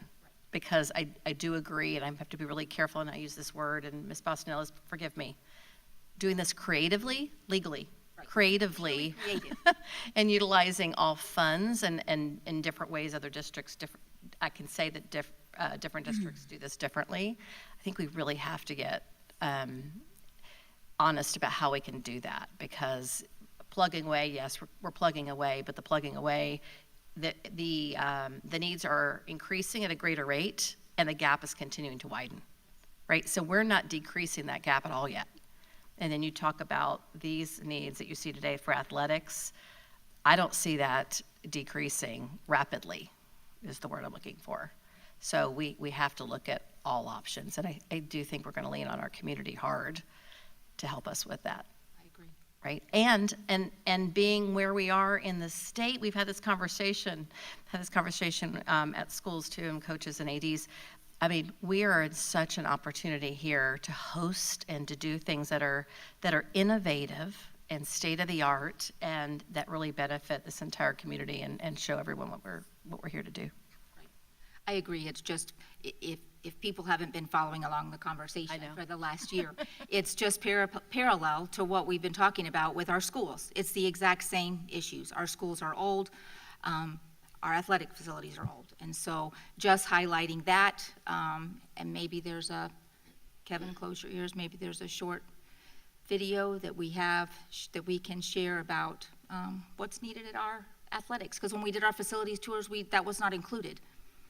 Because there were some things that were shared I didn't know.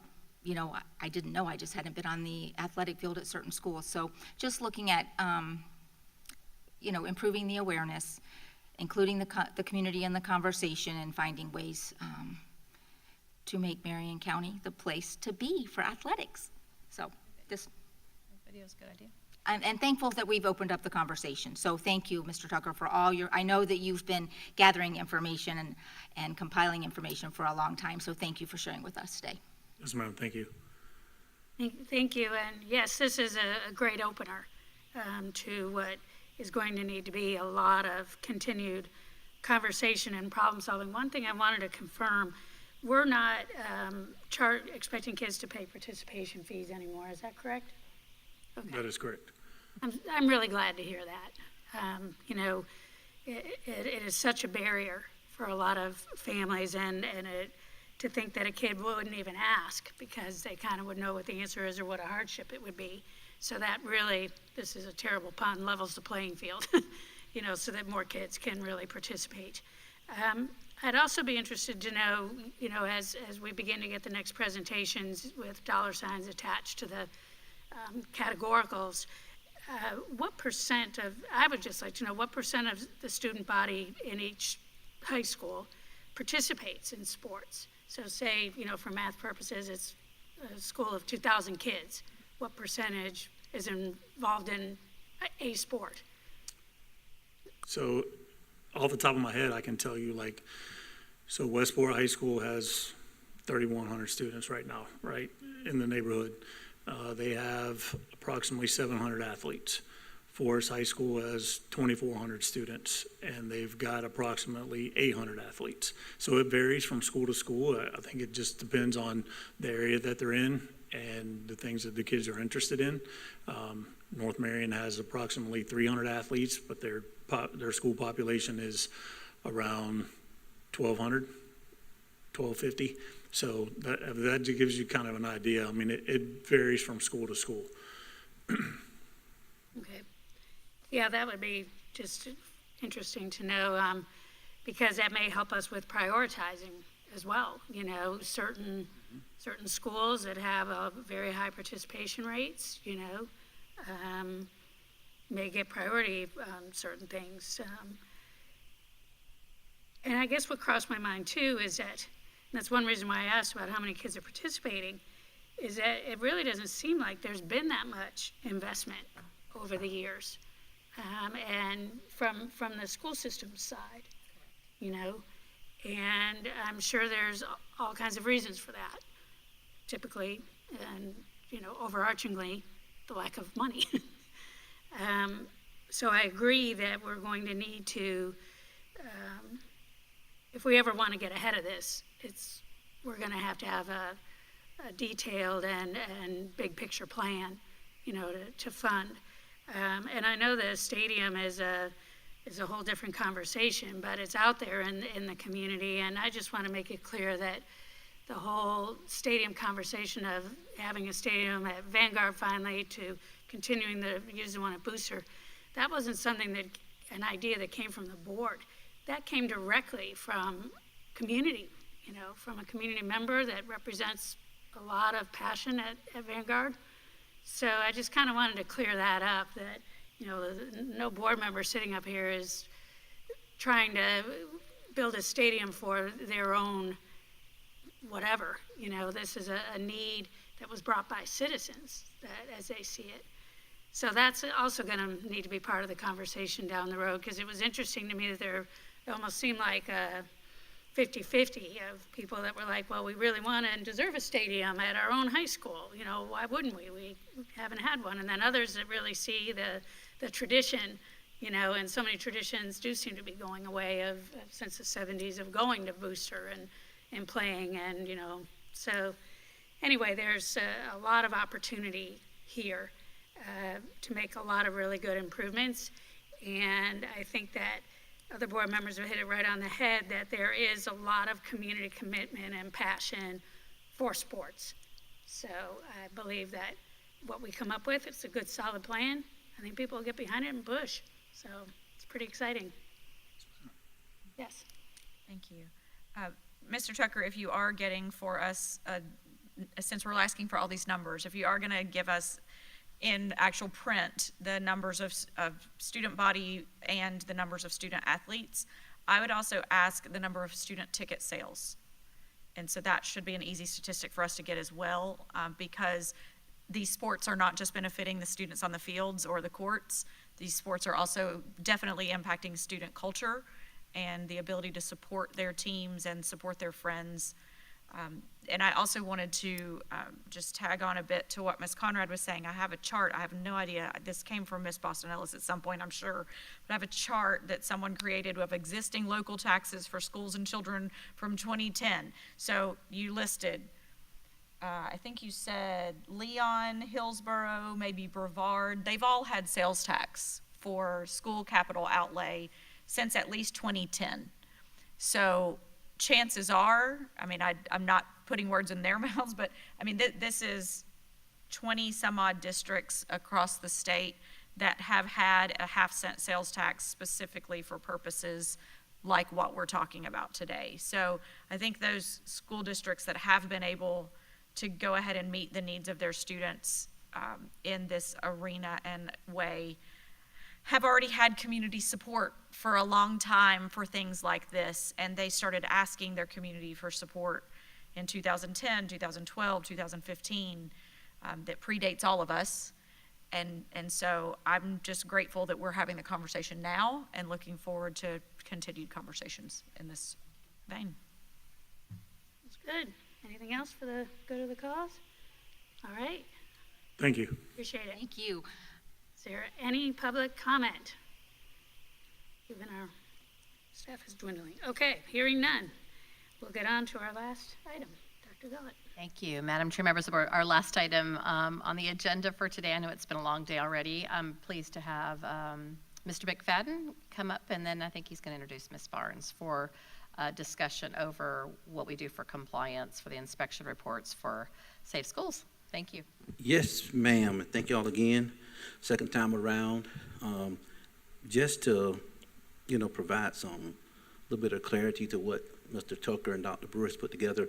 Dr. Gullett and I had a conversation yesterday about how our school security needs are being met and how we are looking to expand that to the sporting events and sites, and how security cameras, little things like that we don't have at our sporting sites, our locations, needed to be added. And I'm visioning going to other districts and other facilities out of town where they have visitors and home teams coming into a gate, and they're separating them so that there's no confrontations after the game. Just strategically putting things in place that may not cost a lot of money, but it increases the level of security. So we have been working with Dr. Brewer and Mr. Tucker to get those things done. But moving on to this last item, I know it's been a long day. As we spoke earlier, you know that the state has mandated a lot of different things within the district across the state. And this last item that Ms. Barnes will talk about is the mandation of that compliance checks has to be done at every school in the district at some point over the year. So she's going to come and she's going to explain our last compliance visit and what the results of that was as we move forward to improve the safety of our schools. Thank you. Good afternoon to each one of you. And I won't delay, so I'll go directly to it. Florida State Statute 1001.212.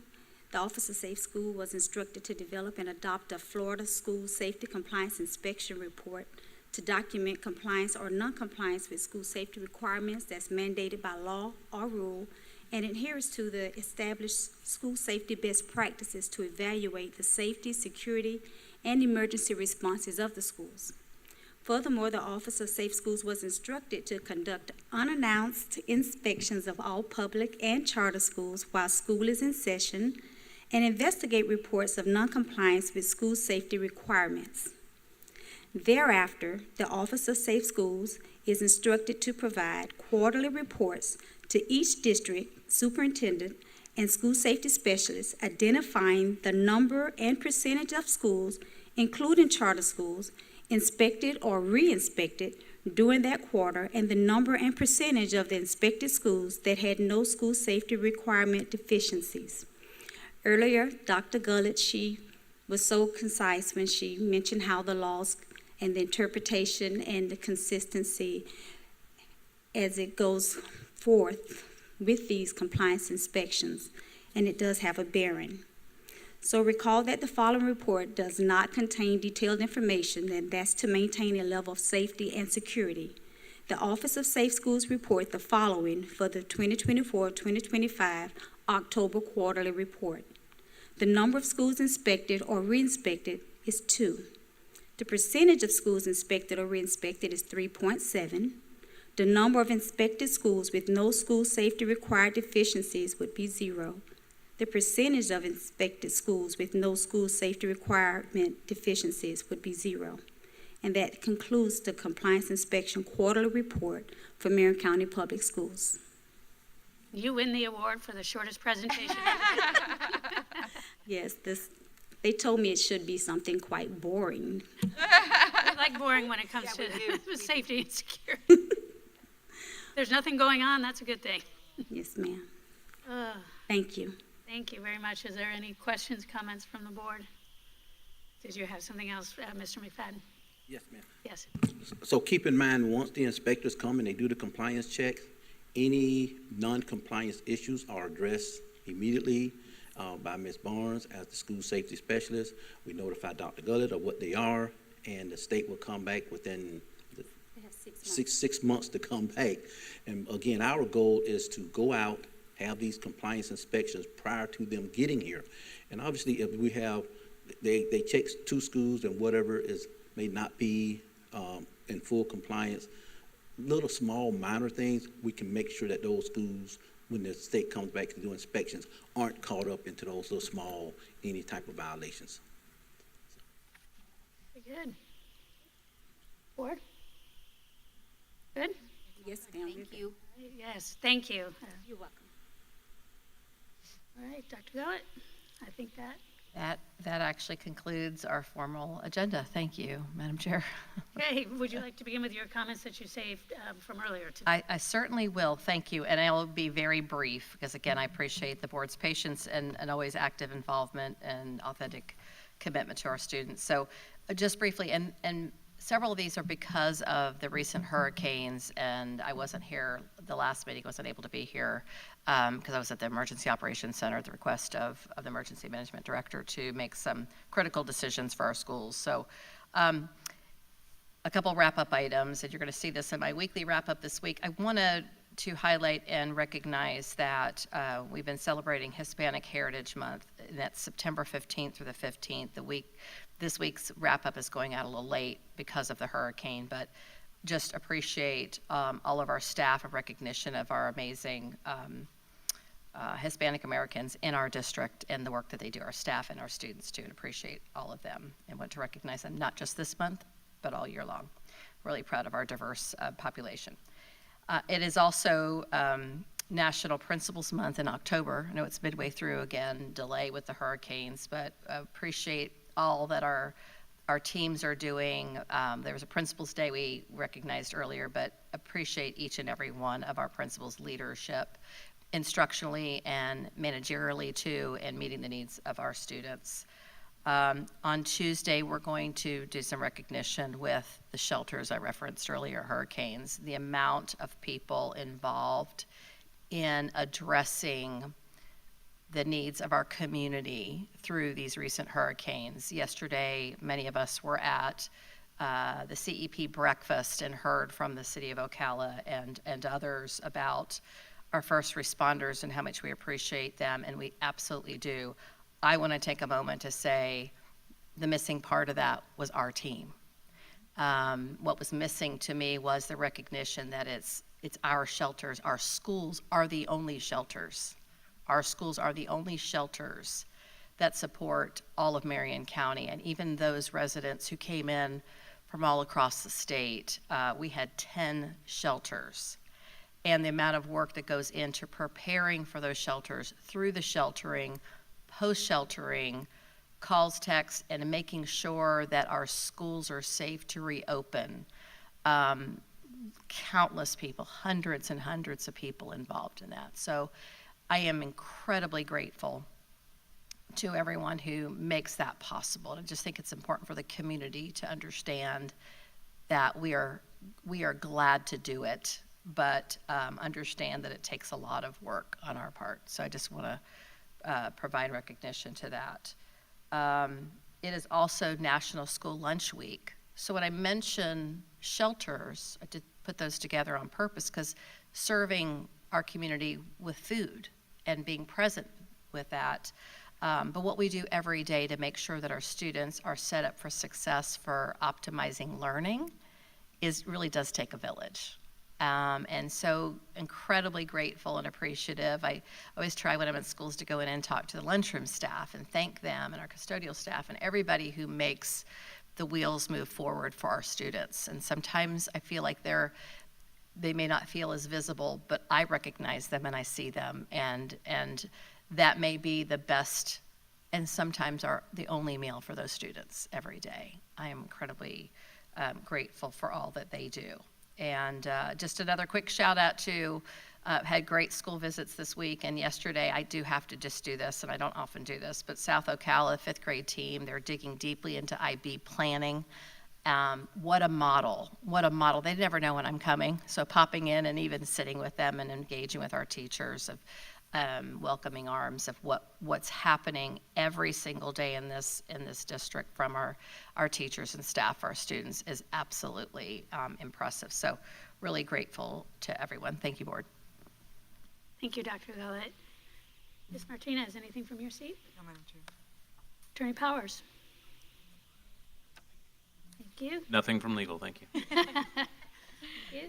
Board Member Campbell? So I'll use what Dr. Gullett said as a jumping off point just for one piece, and then I want to give all of you something for just a moment. But yesterday during our legislative call with FSBA, working on the platform, there's a lot of dialogue about shelters and how the platform potentially should indicate additional resources for those districts that are providing shelters in addition to having schools closed and all the things.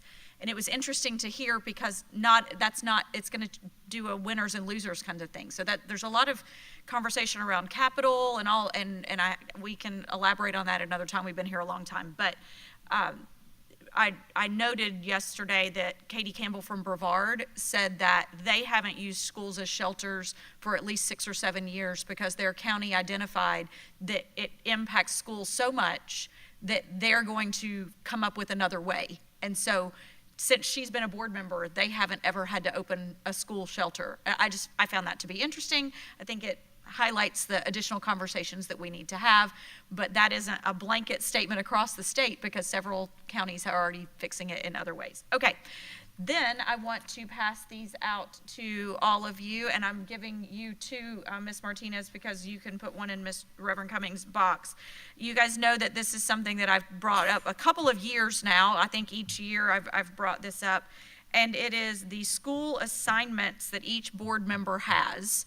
And I know a couple of years ago, we tried to address this, and it based, whenever we changed all of our live-in districts and all, and so what you have on the front page is what the current makeup is right now. These are the schools we each represent. If you turn the page, and we certainly don't need to have this conversation today, I wanted to give it to you today, potentially have Ms. Martinez, I'm going to send it to you electronically, maybe even send this out electronically to all of the board, but especially now that we're bringing on new schools with Elementary W, Elementary X, and then how we have like our charter schools that don't really have a zone anymore. Does Dr. N.H. Jones need to be in that district? Does Madison Street need to be in District 1 because of geographically it is? Well, they don't have a walking district, so I don't think that's, necessary. Anyway, I just took the whole thing and tried to mix it up a bit, and so this certainly warrants additional conversation from each board member.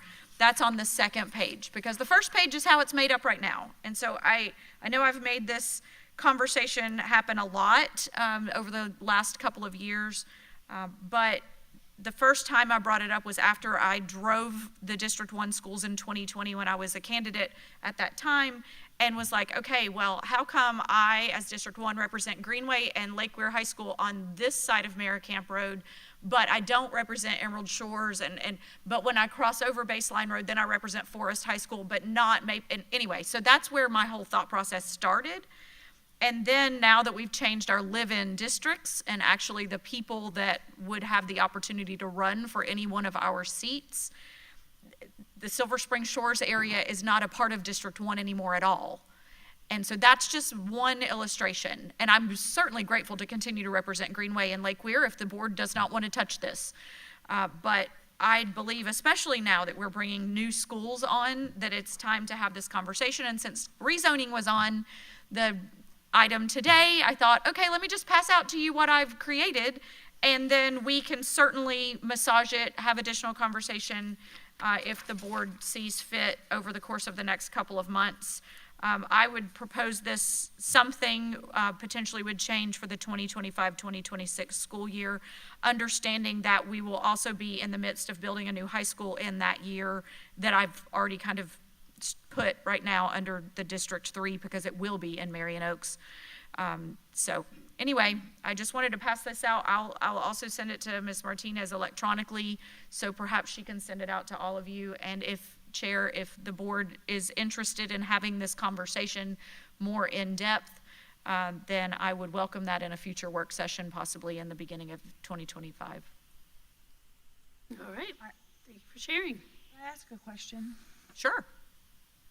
What is, just because I want to understand,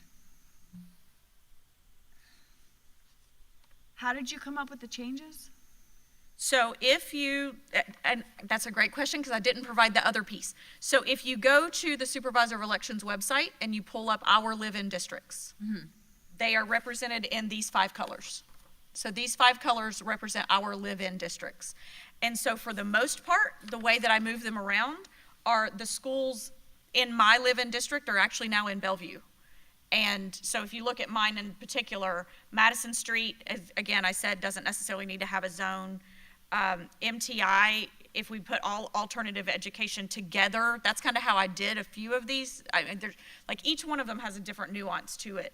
But for the most part, it was based on our live-in districts now and how those maps changed in 2021 whenever we voted. And that's actually also the map that we are using for our impact fees.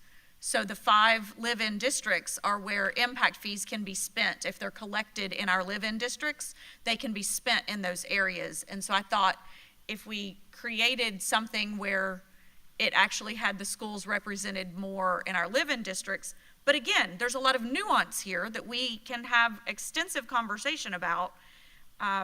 But several of the Southwest Ocala schools are actually in Chair Thrower's live-in district now, based on the map that we approved in 2021. So again, this is my first stab at this. No, and I'm not trying to be, I'm trying to understand because I'm genuinely confused. Okay. So, you're saying on the supervisor elections website? 2021, that's because right now, since we updated our website, it used to be on our website, but since we updated it, the map isn't there. So I found it on the supervisor's website. Okay. So if you go to votemarion.gov and you pull up maps and you go to school district, it's also the exact same map we used for impact fees. So it's also the map that's attached with that, with our interlocal agreement. But if that's how I did the colors, because if you look on that map, District 1 is now this kind of purplish color, and District 2 is yellow, and so if you do pull up that map, it corresponds closely, but not entirely accurately, because the other thing I did was try to make sure that we didn't have all high schools with one board member and all middle schools with another. So I did separate a bit on that, and tried to level out the number of students that we each represent. So all of those factors are how I came up with this proposal, again, but I want us to have some time to think about it, talk about it, if the board wants to move in a direction like this while we're rezoning, while we're, adding new schools. I just, honestly, from this board seat, I have no idea how Reverend Cummings supports all the schools he does so well with 17,000 students that he represents. I mean, that's a huge number, and he does it phenomenally. But as a board member, I'm also saying, why are we asking him to do that when we could move it around a bit more and represent schools that are closer to where we live? So, okay, I'm still confused. Okay. So the front page is our current zones, and you colored them based on our current map. Yes. The second page is the live-in districts? The second page is what I'm proposing, and I kept the colors for the school the same, so you could see that yellow would be District 2. Bellevue Elementary School is currently in District 2, which is yellow, but I'm proposing that it move to District 1 because it's actually in the map for District 1. So that's the part that I'm trying to just understand. Sure. Is the reasoning behind every move because I don't think that's accurate, so that's why I'm trying to understand it. Sure. The reason behind every move rooted in it's now in the live-in district. Most of the reason is yes. So that was reason number 1. Okay. To start doing this. Reason number 2 was to start evening out some of the 45,000 students, because this hasn't changed. And I mean, when I first became a board member, I think there were 38,000 students in Marion County Public Schools. Now there's more than 45,000. So, and I remember former board member McCall saying, you're right, we've never changed Southwest, and we've added schools in Southwest, but we never changed this. So as we added Liberty and Hammett Bowen and all of these schools to Southwest, Marion Oaks, we just kept adding them into the District 3 area. And so number 1 was to get them close to our live-in districts. Number 2 was then to say, okay, having a disproportionate number of elementary schools one way, or this person has all the high schools, that so spreading those out. And then, I already mentioned Madison Street, NH Jones. NH Jones has a very, very small walkable district, but beyond that, those are both magnet schools that are lottery-based.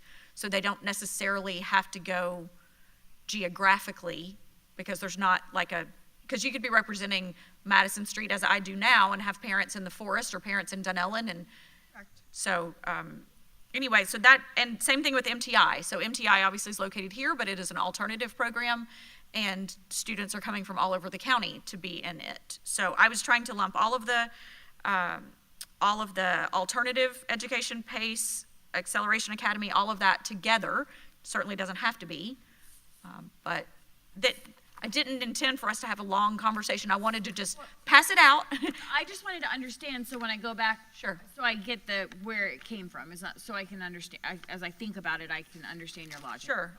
No, absolutely. I mean, I spent a couple hours just trying to make the numbers work and plugging and playing and trying to say, okay, well, any one board member shouldn't have to represent 20,000 students. So how do we figure that out? And maybe this isn't it, or maybe we don't even want to have this conversation in the future. But I think as we continue to add schools, and I think it's unfortunate that the schools currently, if we kept it the way it is, that both elementary school X and W, as well as our new high school, will all be in District 3, unless we make changes. So, and that just continues to add to the student population in one district alone. Yes, I would say that would be something that we would definitely want to consider, because they're brand-new schools that haven't been, other than Ocala, that haven't been represented by anybody before. So I would definitely support having a conversation about that. And what's interesting is that Board Member Cummings was completely uninterested in giving up any of his schools. Yes, he was. So, and people that have been on the board for a little while, you form relationships. So I can just say that I would like to thank you for bringing it forward again. I can definitely see the merit and support it with the 3 new schools coming on and having conversation around that. I made it clear when I got reelected that this was going to be my final term. So I'll have 2 more years starting in November. And it would definitely be my preference to continue to serve the schools that I've always served till I complete my term, plus any others that come my way. So those are my thoughts on that. And I appreciate it. Certainly, there's apparently, since I've brought this up, I think 3 or 4 times in the 4 years I've been a board member, there's never a good time to have the conversation.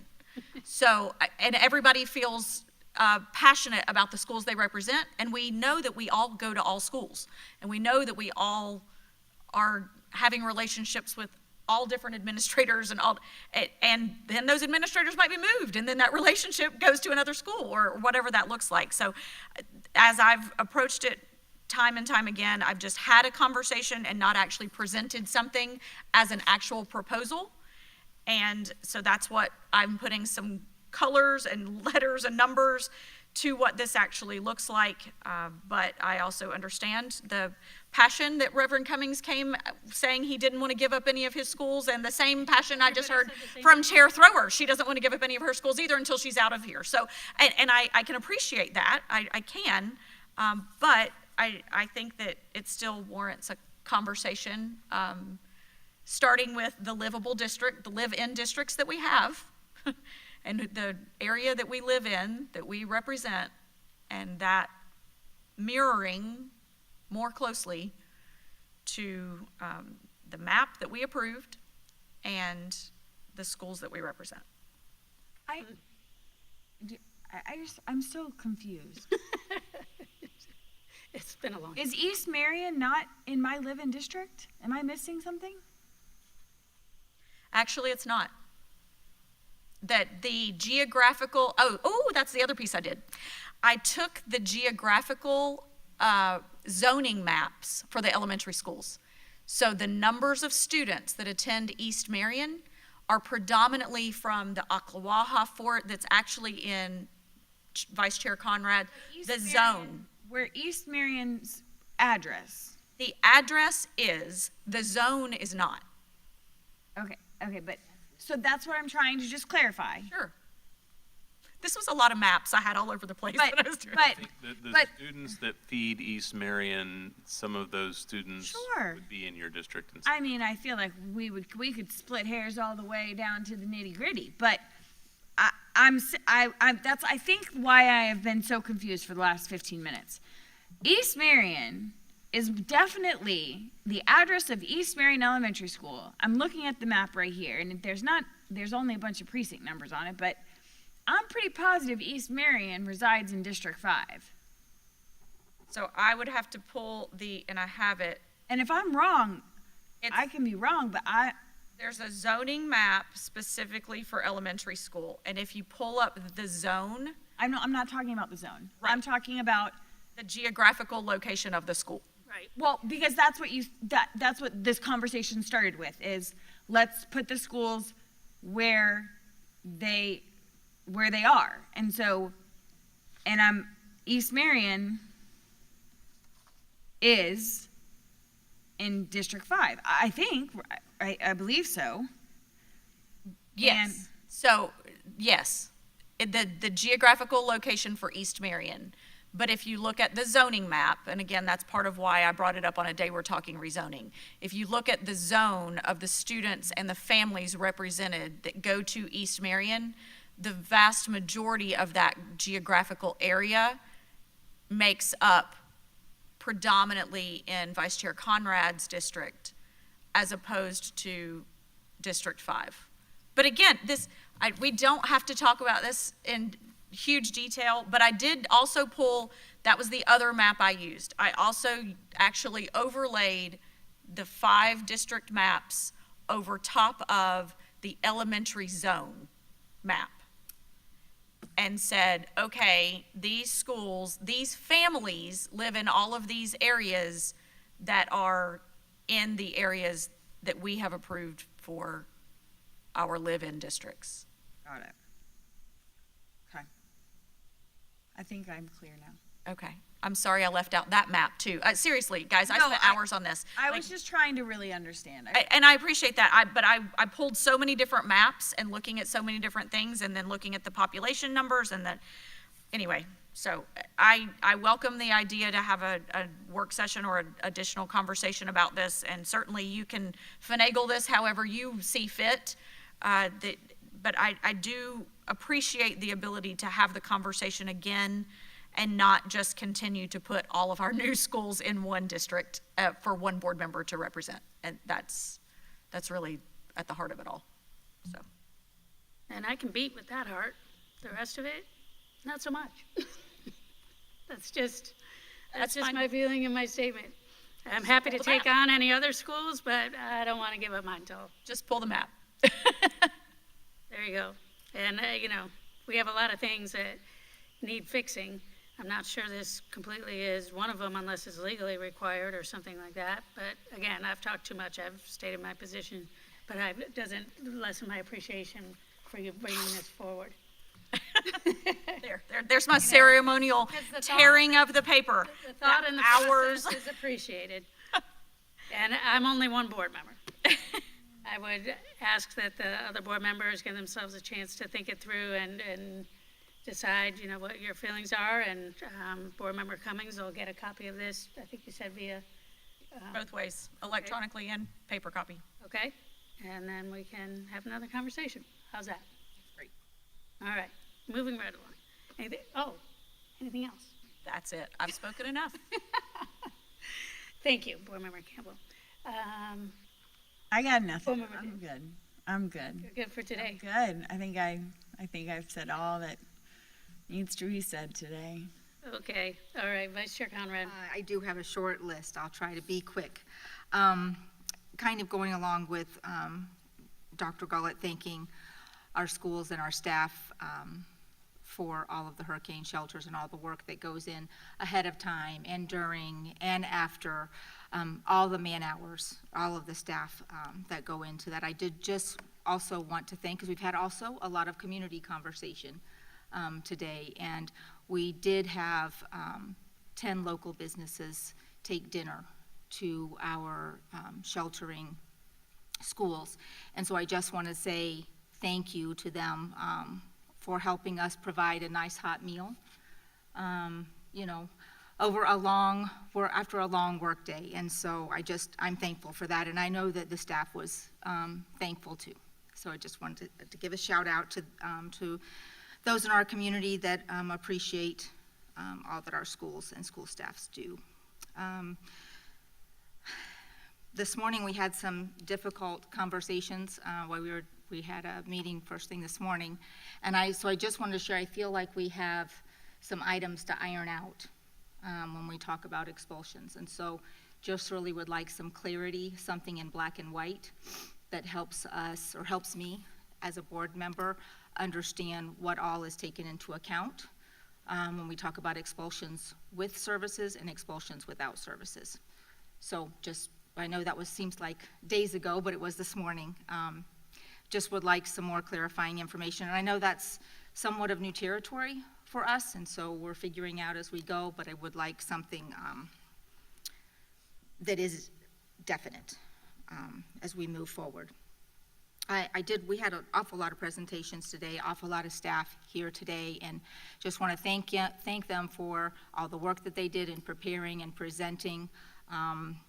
You know, some of those conversations are difficult. They're not going to make everybody happy, but I know that our teams are working to do the best that they can for all of the families in Marion County. So I just wanted to say a big thank you for that. I also, Dr. Gullett, I didn't know if we have a transportation update for MTI. Do you have any update? I know it was end of the month we were working on getting buses for. Oh, yes. Okay, I was waiting to see what part. So the contract, Vice Chair, with regard to outsourcing is coming forward. You will see that. Very good. Yes. Looking Yes. forward to that. I Yes. think it's going to be, just have a positive impact on the whole district. So Move forward with I know that, I keep asking. No, I'm just. I do also. anxious because I think it's going to have a positive effect. And Chair Thrower, I think, one last thing. I did want to make sure, and I personally have not checked, so I'll apologize for that. But since we are using some weather makeup days, I just want to ensure that we get that correct on our website and any information that's going out to administrators and families, that we get that all updated as quickly as possible. Because I know in the past there's been some confusion about who's supposed to be at work on what day, not from lack of communication. I just want to make sure that at least on our school website, we have everything correct. And so that is all I have. Thank you. Thank you, Vice Chair. And before I forget, I'll just piggyback on what you shared. Has there been any conversation, Dr. Gullett, or updates from the governor and what he may decide to do regarding these hurricane days? You know, our hearts go out to Pasco and Hernando County or Hillsborough and Pinellas. Hillsborough might be back today. I'm not sure if they reopened or not, but missed a lot of days. And so, because yes, I 100% agree, the sooner we can make it clear to what we know now in terms of makeup days, but then the governor could change that. Agree. Agree. Thank you. Subject to change, right?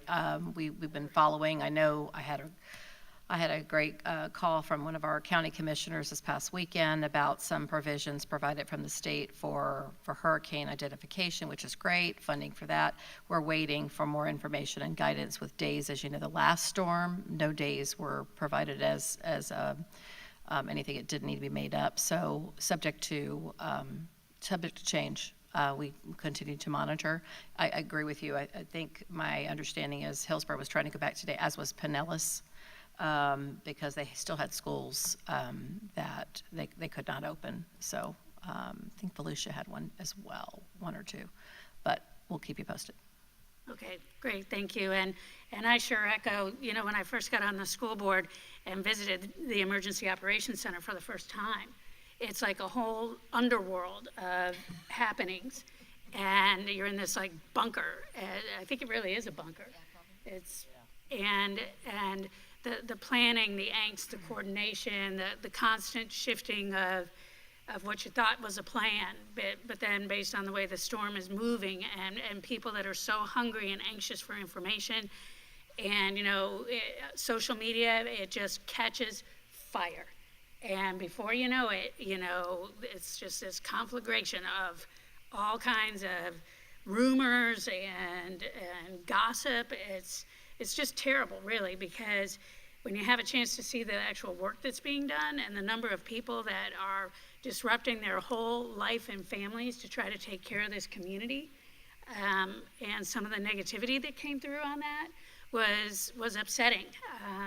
So I hope at some point that we will be able very soon to bring in some of the superstars and heroes that play such a huge role. Spending the nights there, including our own staff, spending the nights at the shelters, of course, to be able to be recognized and acknowledged, because information is power. And I think if the community had a stronger understanding and a deeper understanding of what we all go through to try to plan as best we can to not disrupt as much as we can, there'd be a different level of gratitude, I would say.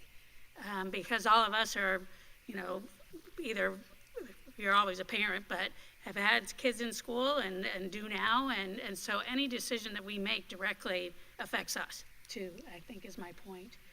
And everyone that has plays such a huge role just deserves to be commended rather than condemned for the efforts that they're making and just really going to the mat for everybody.